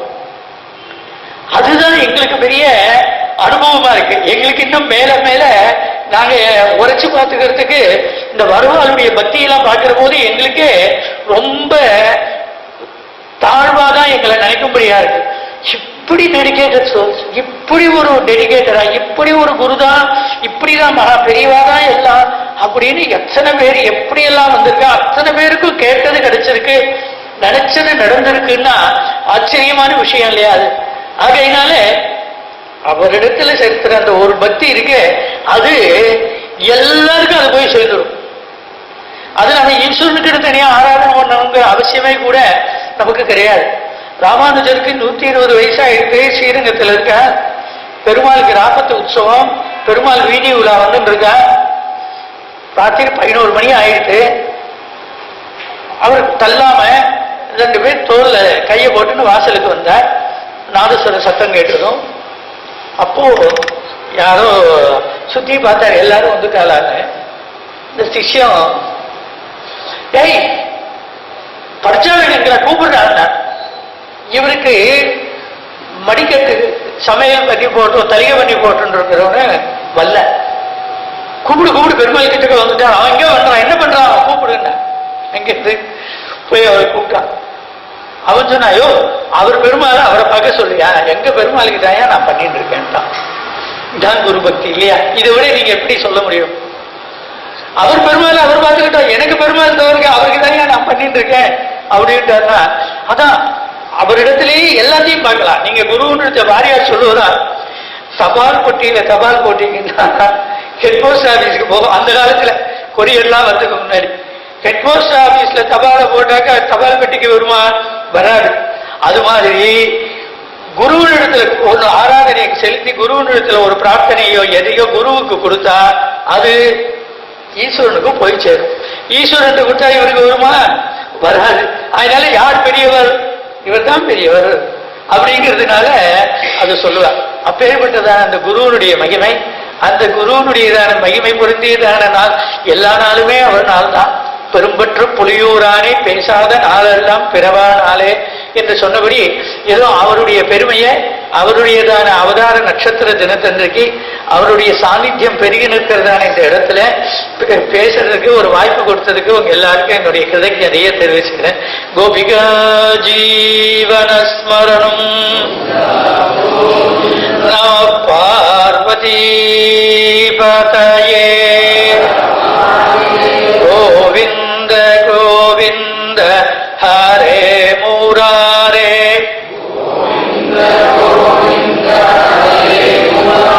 கோவிந்த கோவிந்த முகுந்த கிருஷ்ணா. கோவிந்த கோவிந்த ரசாங்கபாணே.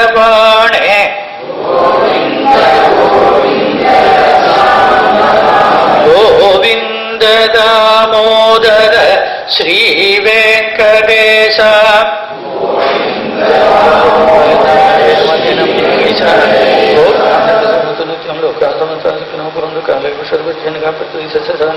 देशोऽयं शूरैरां ब्राह्मणासमनं प्रजाकालवस्तेषां जयतेषां पुत्रस्तेषां पराभोगा येषां जीवरस्यामुपदे सुप्रदत्तिरामङ्गलं गोसलेन्द्राय महनीय गुणात्मने चक्रवर्तितनूजाय सार्वभौमाय मङ्गलं श्रीहरये नमः श्रीहरये नमः।